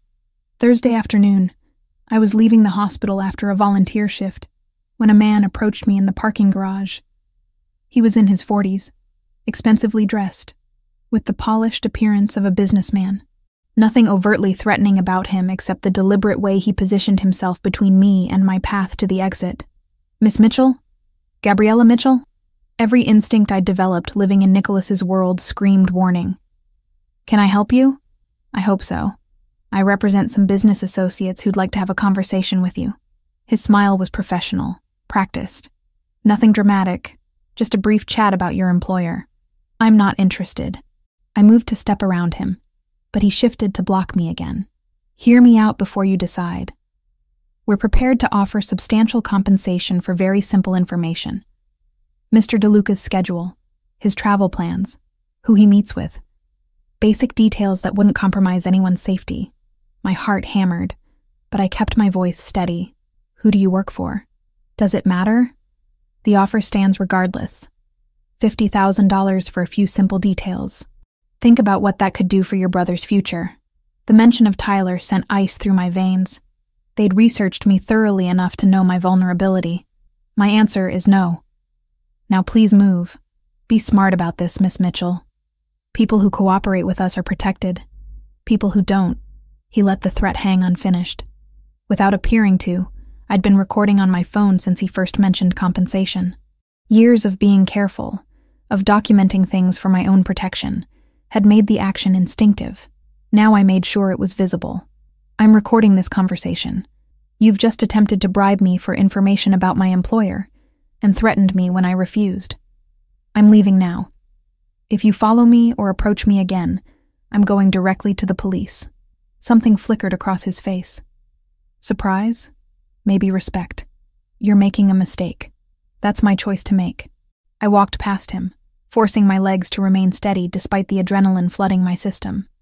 In my car, hands shaking, I immediately sent the recording to the lawyer Nicholas had mentioned once, David Hartman, whose contact information Marco had provided for emergencies. Then I forwarded it to Marco with a brief explanation. The response came within minutes. Marco calling, his voice tight with concern. Where are you now? Still in the hospital parking garage. I'm fine, he didn't touch me. But I wanted you to have the recording immediately. Stay where you are. I'm sending 2 men to escort you home. Don't go anywhere alone until Mr. DeLuca returns. The security detail arrived within 10 minutes. 2 of Nicholas's most trusted men who checked the garage thoroughly before escorting me to the penthouse. The remainder of Thursday and all of Friday passed with heightened security. Armed men positioned at every entrance. The atmosphere tense with waiting. Nicholas returned Friday evening, earlier than expected. I was in the kitchen preparing tea when I heard the elevator, his voice speaking rapid Italian to someone. Then he was there, crossing the space in long strides, his hands framing my face as he searched my expression. Are you all right? Did he hurt you? I'm fine. He never touched me, just tried to bribe me. I covered his hands with mine. I recorded everything and sent it to David and Marco immediately. I know. I heard the recording. Something fierce and protective blazed in his brown eyes. You handled that perfectly. Better than most of my men would have. I was terrified. You didn't sound terrified. You sounded calm and smart and absolutely certain. His thumb brushed my cheekbone. Do you know what he was offering? $50,000. Most people would have at least pretended to consider it, bought themselves time to think. You refused immediately. Of course I did. I'm not going to betray you for money. Why not? The question was genuine, curious. I'm not your family. We've known each other a few months. $50,000 could change your life. I pulled back slightly, studying his face. Do you really not know? Know what? That you matter to me. That the thought of helping someone hurt you makes me physically ill. That I'd rather have nothing and know you're safe than have everything and know I contributed to your destruction. Nicholas was silent for a long moment, something vulnerable and overwhelmed in his expression. Then he kissed me, deep and thorough and full of things we hadn't said yet. When we finally broke apart, he rested his forehead against mine. I've never had anyone choose me like that. Not when it cost them something. Not when the easy path was right there. Then you've been surrounded by the wrong people. He laughed, the sound rough with emotion. Apparently. We moved to the living room, where Nicholas explained what the recording had revealed. The man was a known intermediary for Roberto Ferraro, confirming that the approach had been coordinated from the top. The fact that I'd recorded everything and reported it immediately had given Nicholas leverage, proof of Roberto's boundary violations that could be used with the commission. This actually helps, Nicholas said, laptop open on the coffee table showing messages from his Chicago meetings. Roberto's been claiming he respects the established protocols. This proves otherwise. So what happens now? Now I use this to force a formal mediation. He was right. In the weeks that followed, Chicago stopped being an abstract threat and turned into conference rooms, closed doors, and too many cups of coffee. The commission listened to the recording not as gossip, but as evidence. By the time they were finished, Roberto had been pushed back from several of the borders he'd been pressing, and the triad had formal constraints written into the new agreements. It wasn't peace, and it didn't magically turn Nicholas into a saint, but it redrew the map in a way that gave us room to breathe. Everyone watching understood that if they wanted to come for the pieces of the city tied to our foundation, they'd have to do it in the open, not through back corridors and parking garage threats. Roberto can't play innocent when there's documented evidence of him attempting to compromise my household security. He closed the laptop. It'll take time to resolve completely, but the immediate threat should decrease. Should? Nothing's certain in my world, Gabriela. You know that now. He pulled me closer on the couch. But I can promise you this. Anyone who comes near you again will regret it. The possessive protectiveness should have bothered me, should have felt like another cage. Instead, it felt like safety, like someone finally standing between me and the dangers I'd always faced alone. I need to tell you something, I said quietly, about why I wasn't even tempted by the money. You don't have to explain. I want to. I took his hand, lacing our fingers together. When I was with my last boyfriend, before I came to New York, he used to test me like that. Offer me things, money or gifts, or help with Tyler, but always with strings attached. Always with the understanding that I owed him something in return. By the time I realized what was happening, I was so tangled up in debt and obligation that leaving seemed impossible. Nicholas's jaw tightened, but he didn't interrupt. I swore when I finally got out that I'd never let myself be owned like that again, that I'd rather struggle honestly than be comfortable dishonestly. I met his eyes. So when that man offered me money to betray you, it wasn't even a choice, because you've never made me feel owned. You've never used generosity as leverage. Everything you've done for Tyler, for me, has been freely given. No strings. Never strings. Nicholas agreed quietly. I don't want you obligated to me, Gabriela. I want you to choose me because you want to. I do choose you. That's what I'm trying to say. I squeezed his hand. You're a good man, Nicholas DeLuca. Even in a world that rewards being ruthless, you've tried to be decent. And that matters to me more than any amount of money ever could. He pulled me fully into his arms, holding me like I was something precious and breakable. I don't deserve you. Maybe not. But you have me anyway. We stayed like that for a long time, wrapped in each other on the couch, the city lights twinkling through the windows. Whatever came next with Roberto, with the territorial disputes, with the dangerous complexity of Nicholas's world, we'd face it together.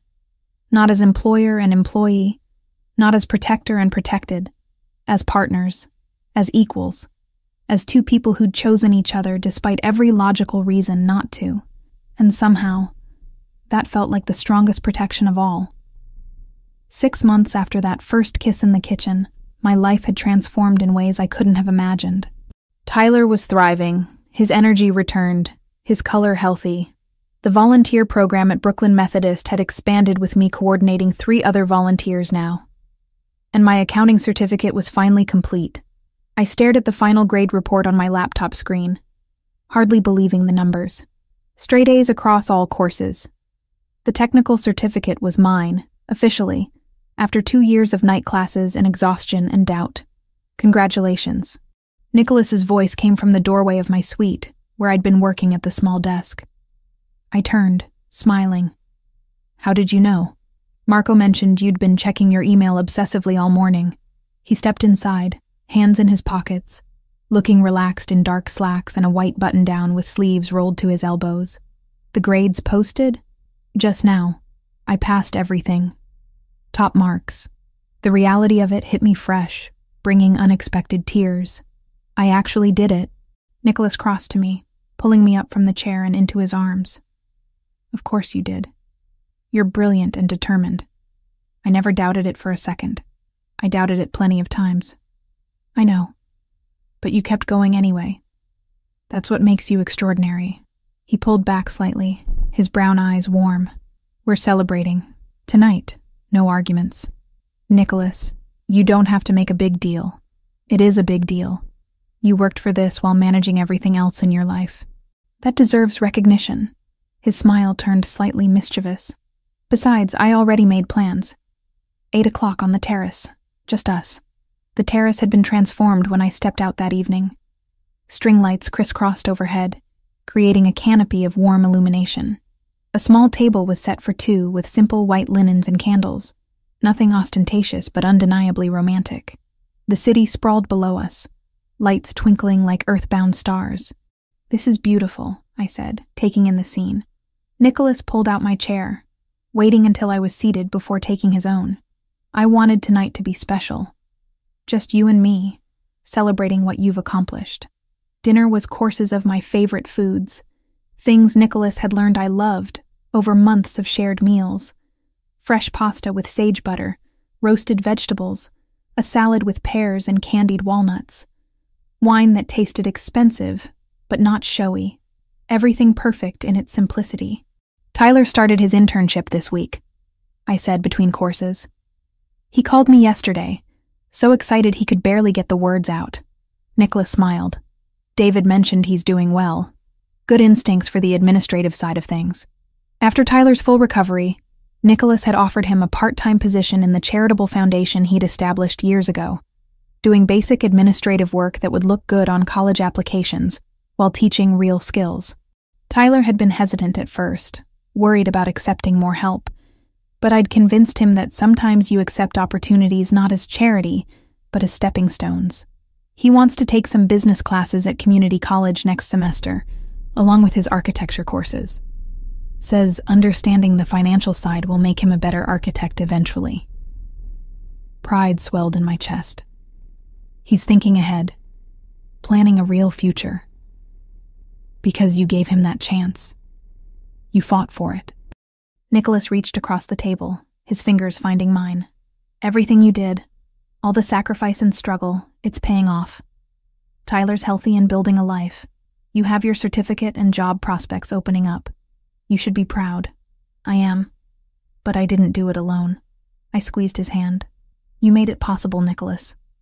The surgery, the stability, the time and space to focus on school. I wouldn't be here without you. You would have found a way. You always do.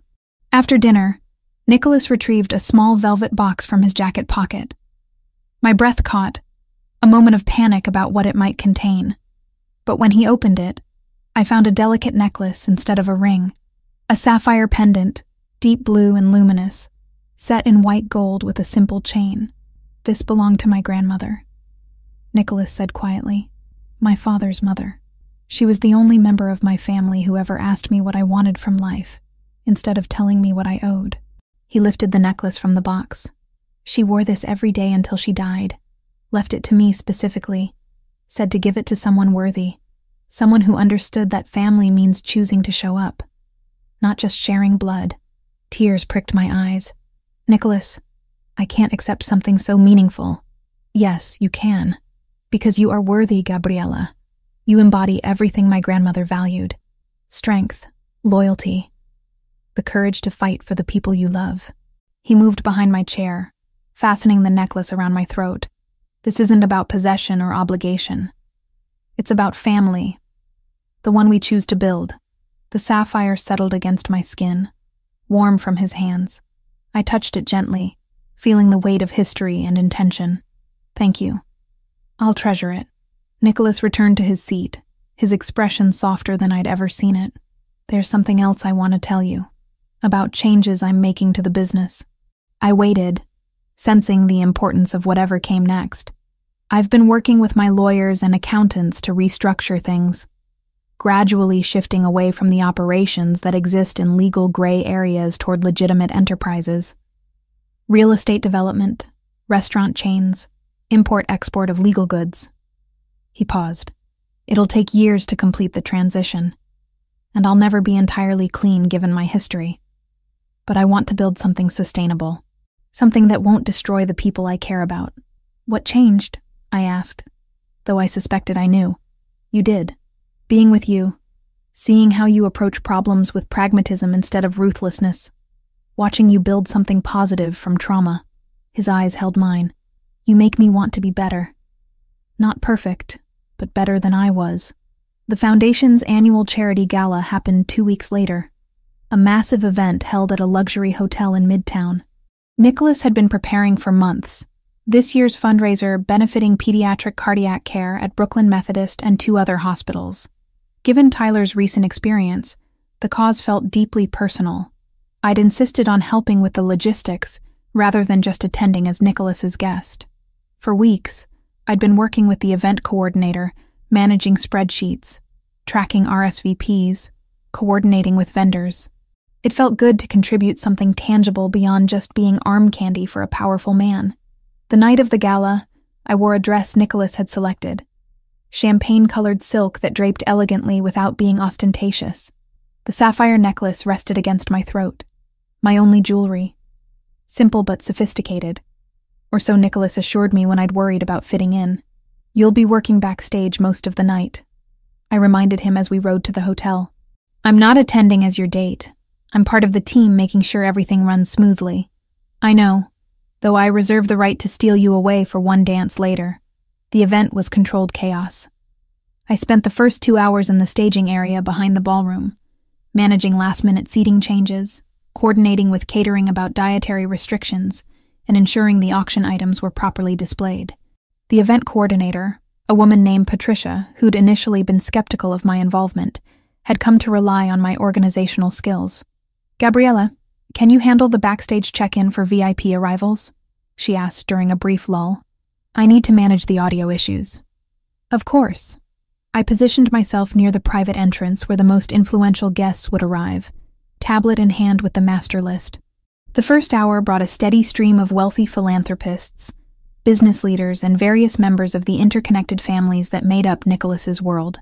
They were polite, but dismissive at first, assuming I was just event staff. But when I knew their names without checking, when I could direct them precisely where they needed to go, when I handled a seating dispute with diplomatic firmness, their attitudes shifted. You're the young woman Nicholas has been seeing, one elderly woman said, her shrewd eyes assessing me. Maria Santoro. My husband runs operations in New Jersey. Gabriela Mitchell. It's nice to meet you, Mrs. Santoro. You're not what I expected. She studied me frankly. You're working, actually contributing instead of just draping yourself on Nicholas's arm for show. I prefer being useful.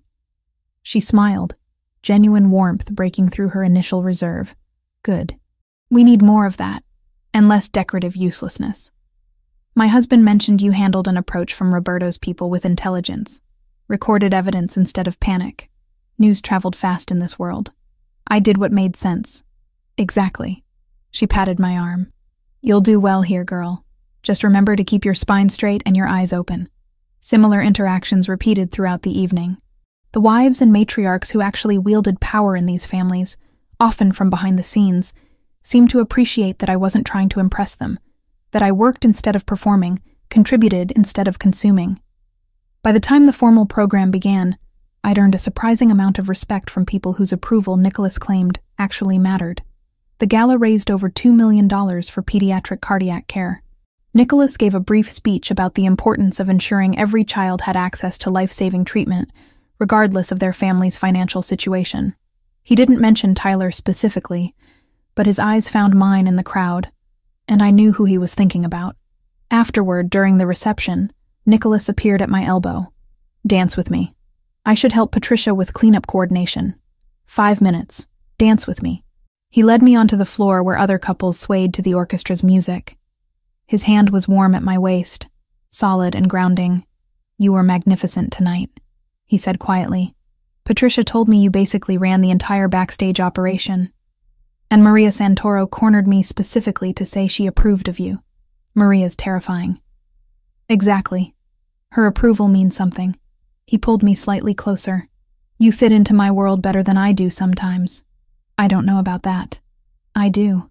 You navigate the politics without getting absorbed by them. You maintain your integrity while being practical. It's a rare skill." We swayed together, the moment feeling suspended from time and circumstance. When the song ended, Nicholas pressed a kiss to my forehead before releasing me back to my coordination duties.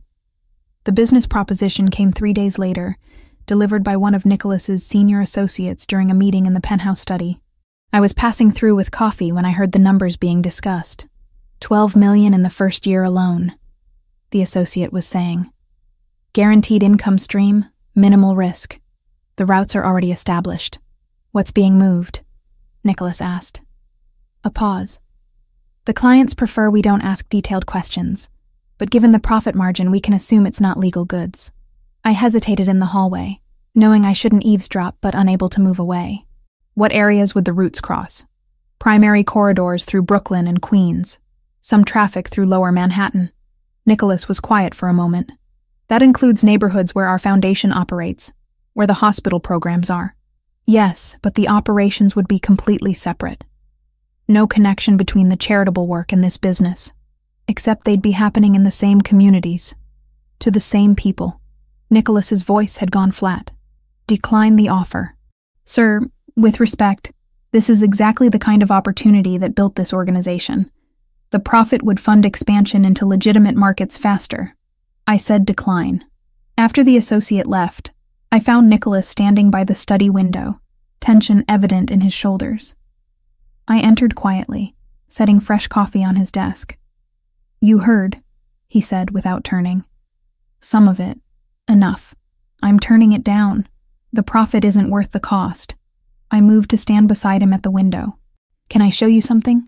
At his nod, I pulled up a spreadsheet on my tablet, one I'd been working on for the foundation's quarterly review.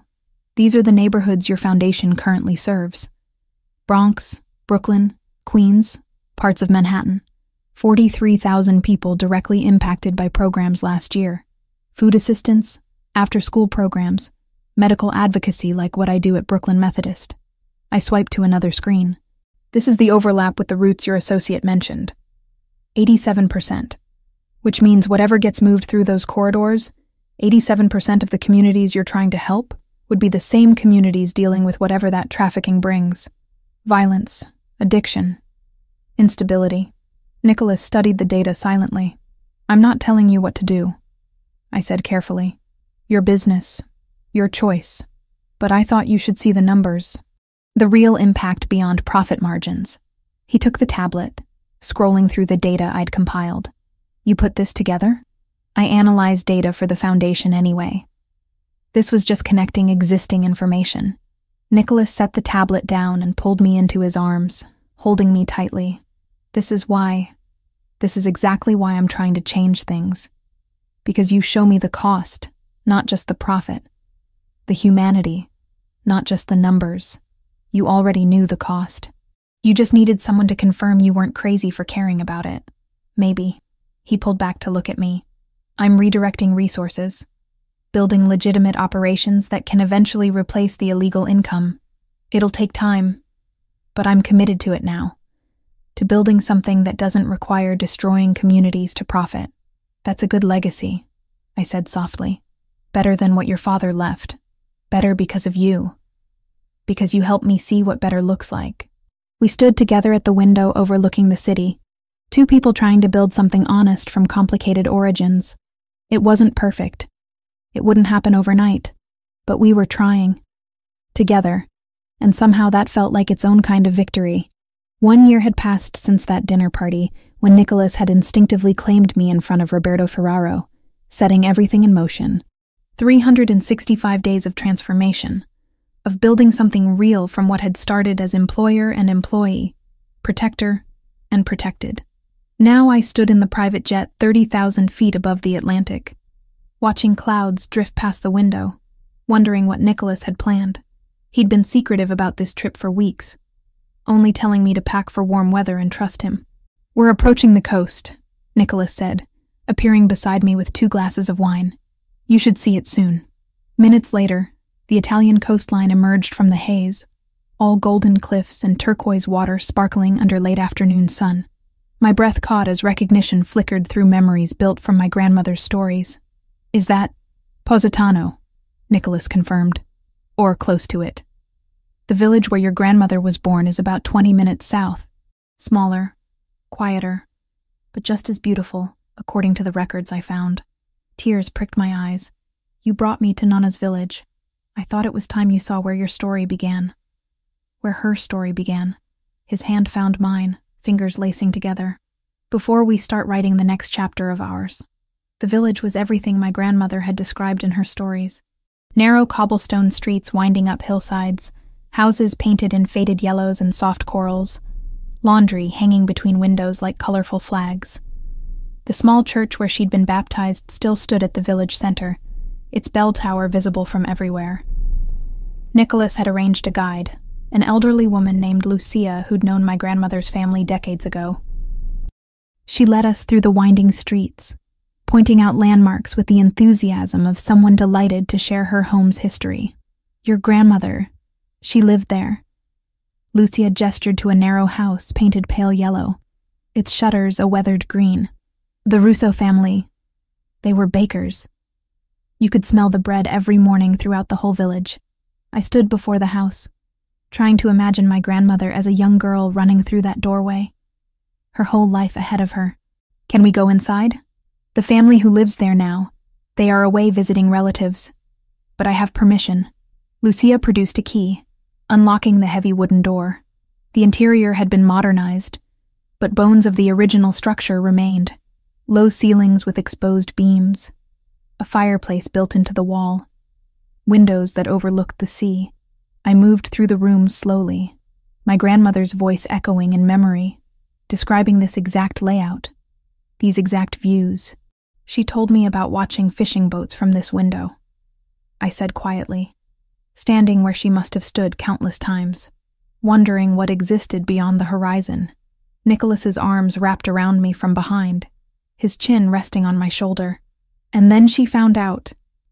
Built a whole life in a new country. Raised you to be extraordinary." We spent the afternoon exploring. The church where Lucia showed us faded records with my great-grandparents' names written in careful script. The small square where my grandmother had described playing as a child, now home to a cafe with tables under ancient olive trees. The winding path down to the beach where she'd learned to swim. As sunset approached, Nicholas guided me to a restaurant perched on a cliff overlooking the Mediterranean. It was small and family-owned, the kind of place tourists rarely found. Our table sat on a terrace with nothing between us and the sea except air and possibility. "This is perfect," I said, watching the sun paint the water in shades of gold and coral. "Thank you for bringing me here, for making this real instead of just stories. There's a reason I wanted you to see this place." Nicholas reached across the table, taking both my hands in his. "Your grandmother left here with nothing but courage and hope. She built an entire life from that. Raised a family, created a home, gave you the foundation you needed to become who you are. She was remarkable. You're remarkable. Her legacy living and breathing and making the world better." His thumbs brushed across my knuckles, the gesture familiar and grounding. "I wanted you to stand where she stood, to see what she saw, before I asked you something important." My heart began to race as Nicholas stood, moving around the table. Then he knelt beside my chair, one hand still holding mine, the other reaching into his jacket pocket. The ring box was small and velvet, worn at the edges. When he opened it, the ring inside took my breath away. A sapphire, matching the necklace I wore, set in a band of white gold with delicate engraving along the sides. Modern, yet timeless. Elegant without being ostentatious. "Gabriela Mitchell," Nicholas said, his voice steady but his eyes bright with emotion. I don't have a speech prepared because words feel inadequate for what I want to say. But I'll try. He took a breath, his brown eyes holding mine with absolute certainty. "A year ago, I said you were mine without thinking, without understanding what I was really saying. It was instinct, protective and possessive and completely inappropriate given our relationship at the time." A small smile touched his lips. "But it was also true. Some part of me recognized you even then. Knew you were important in ways I couldn't articulate. Nicholas, let me finish." His grip on my hand tightened gently. "This past year with you has taught me what partnership actually means. Not possession, not protection offered in exchange for dependence, but two people choosing each other every single day, choosing to be better together than they could be apart." Tears were streaming down my face now, but I didn't care. "You make me want to build something worthy of you. A life, a legacy, something that won't corrode everything it touches. You see the best in me even when I don't deserve it, and you challenge me when I need it most." He lifted the ring from its box. "I'm not asking you to give up anything. Your work with the foundation, your studies, your independence, all of it stays. I'm asking you to build something with me. A real partnership based on choice and respect, and this absolutely terrifying love I feel for you." "Yes," I whispered, then louder. "Yes, of course, yes." Nicholas slid the ring onto my finger, the fit perfect, and stood to pull me into his arms. Our kiss tasted like salt and wine, and the future we were choosing together. Around us, the other diners noticed and began to applaud, but I barely heard them through the rushing in my ears. "I love you," I said against his mouth. "I've loved you for months, but I was too scared to say it. I love you too. So much it terrifies me sometimes." He rested his forehead against mine. "You're the best thing that's ever happened to me, Gabriela. The absolute best."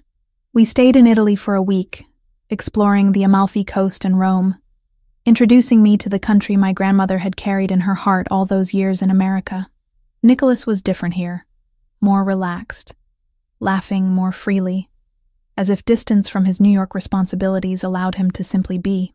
The wedding happened 3 months later, on a crisp November afternoon at the DeLuca family property upstate.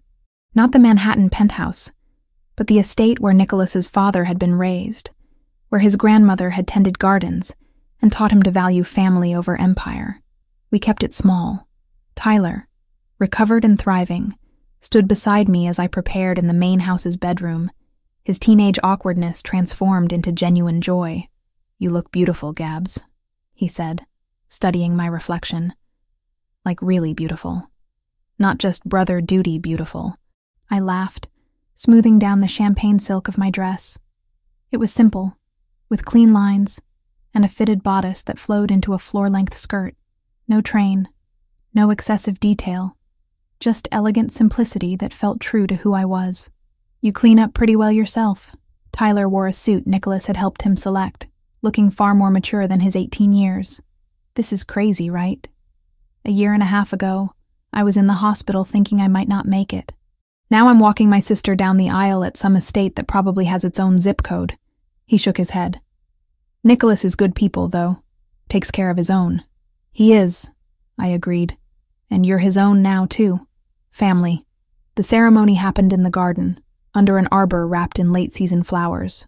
40 guests, mostly Nicholas's trusted associates and their families, plus Tyler and Nicholas's mother Maria, who'd flown in from Arizona for the occasion. Maria DeLuca was elegant and weathered, with her son's brown eyes and a smile that held decades of complicated emotions. She'd pulled me aside that morning, taking my hands in hers. "My son has never looked at anyone the way he looks at you," she'd said. "Like you're his anchor and his wings all at once. Thank you for loving him despite everything he comes from. Thank you for creating him. I'd replied, despite everything. Now I walked toward Nicholas on Tyler's arm, my brother giving me away with pride evident in every step. Nicholas stood under the arbor in a perfectly tailored black suit, his expression open and vulnerable in a way few people ever got to see. The vows we'd written ourselves were simple, promises to choose each other, to build together, to be honest even when it was difficult. No grandiose declarations, just truth spoken plainly before people who mattered. When the officiant pronounced us married, Nicholas kissed me with thorough intensity, and I heard Tyler whistle from where he stood nearby, making everyone laugh. The reception was dinner and dancing under string lights as the sun set, intimate and warm. Maria danced with her son, tears streaming down her face, making peace with the life he'd chosen even if she couldn't be part of it daily. Tyler charmed several of the matriarchs who'd approved of me at the charity gala, his natural intelligence and humor winning them over. Late in the evening, Nicholas and I escaped to walk through the gardens, needing a moment alone. "Happy?" he asked, his arm around my waist. "Completely." I leaned into him, the sapphire engagement ring now paired with a simple wedding band. This was perfect, exactly what I wanted. Good. Because you're stuck with me now, Mrs. DeLuca. I can live with that, Mr. DeLuca. 2 years later, I stood in the Foundation's office reviewing quarterly financial reports, my accounting degree finally complete and put to immediate use. The volunteer program at Brooklyn Methodist had expanded to 3 other hospitals, helping hundreds of families navigate the nightmare of medical billing. Tyler was in his 2nd year at Columbia studying architecture, his drawings now professional quality, his dreams taking concrete shape. Nicholas had kept his promise about restructuring the business. It had been slow, methodical work, but legitimate operations now generated 60% of the income, with plans to increase that to 80% within 2 years. Some families had resisted the changes, but Nicholas's reputation and strategic alliances had held. The late afternoon sun slanted through my office window as I felt the familiar flutter in my abdomen, stronger now than it had been weeks ago. 7 months pregnant, and our daughter seemed determined to make her presence known constantly. "Easy there," I murmured, rubbing the spot where a foot or elbow protruded. "Mama's trying to work. She's already taking after you," Nicholas said from the doorway, a smile in his voice. "Stubborn and making demands." I turned in my chair, taking in the sight of my husband.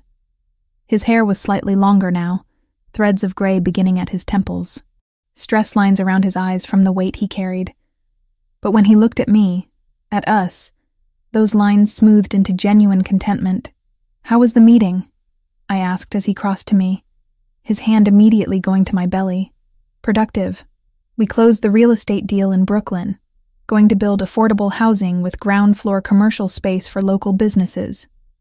He knelt beside my chair, speaking to my stomach. "Your mama helped structure the financing so it'll actually work long-term. She's brilliant, your mama. Stop talking to my belly. It's weird. She needs to hear her father's voice. All the books say so."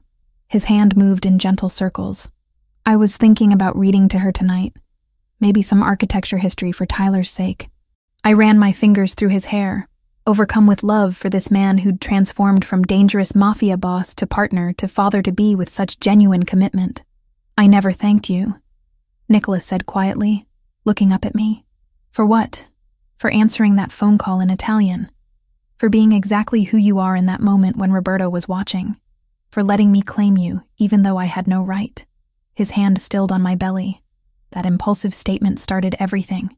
Exposed something I hadn't admitted to myself. And led to this. He gestured around us, encompassing not just the office but everything we'd built. The foundation helping thousands. Tyler thriving. Our daughter growing strong. A life constructed on choice and respect rather than obligation and fear.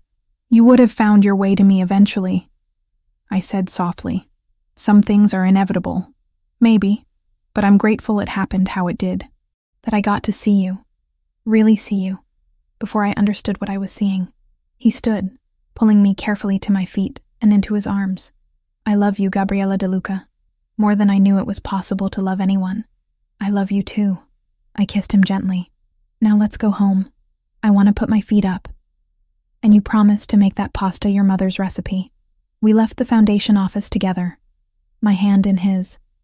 Our daughter moving between us, the future uncertain but faced together. Whatever came next, whatever challenges the world presented, we'd handle it the way we'd handled everything else. Tyler had been part of every step that led us here. After long conversations with his adoptive parents and the social worker who had once suggested my best option was to let him go, we stopped talking about winning him back and started talking about what gave him the most stability. On paper, he stayed with the family that had raised him. In practice, he had 2 homes, 2 sets of parents, and more people fighting in his corner than either of us could have imagined when I was counting every pill at a plastic kitchen table. As partners, as family, as 2 people who'd found each other against impossible odds and chosen, every single day, to keep choosing each other.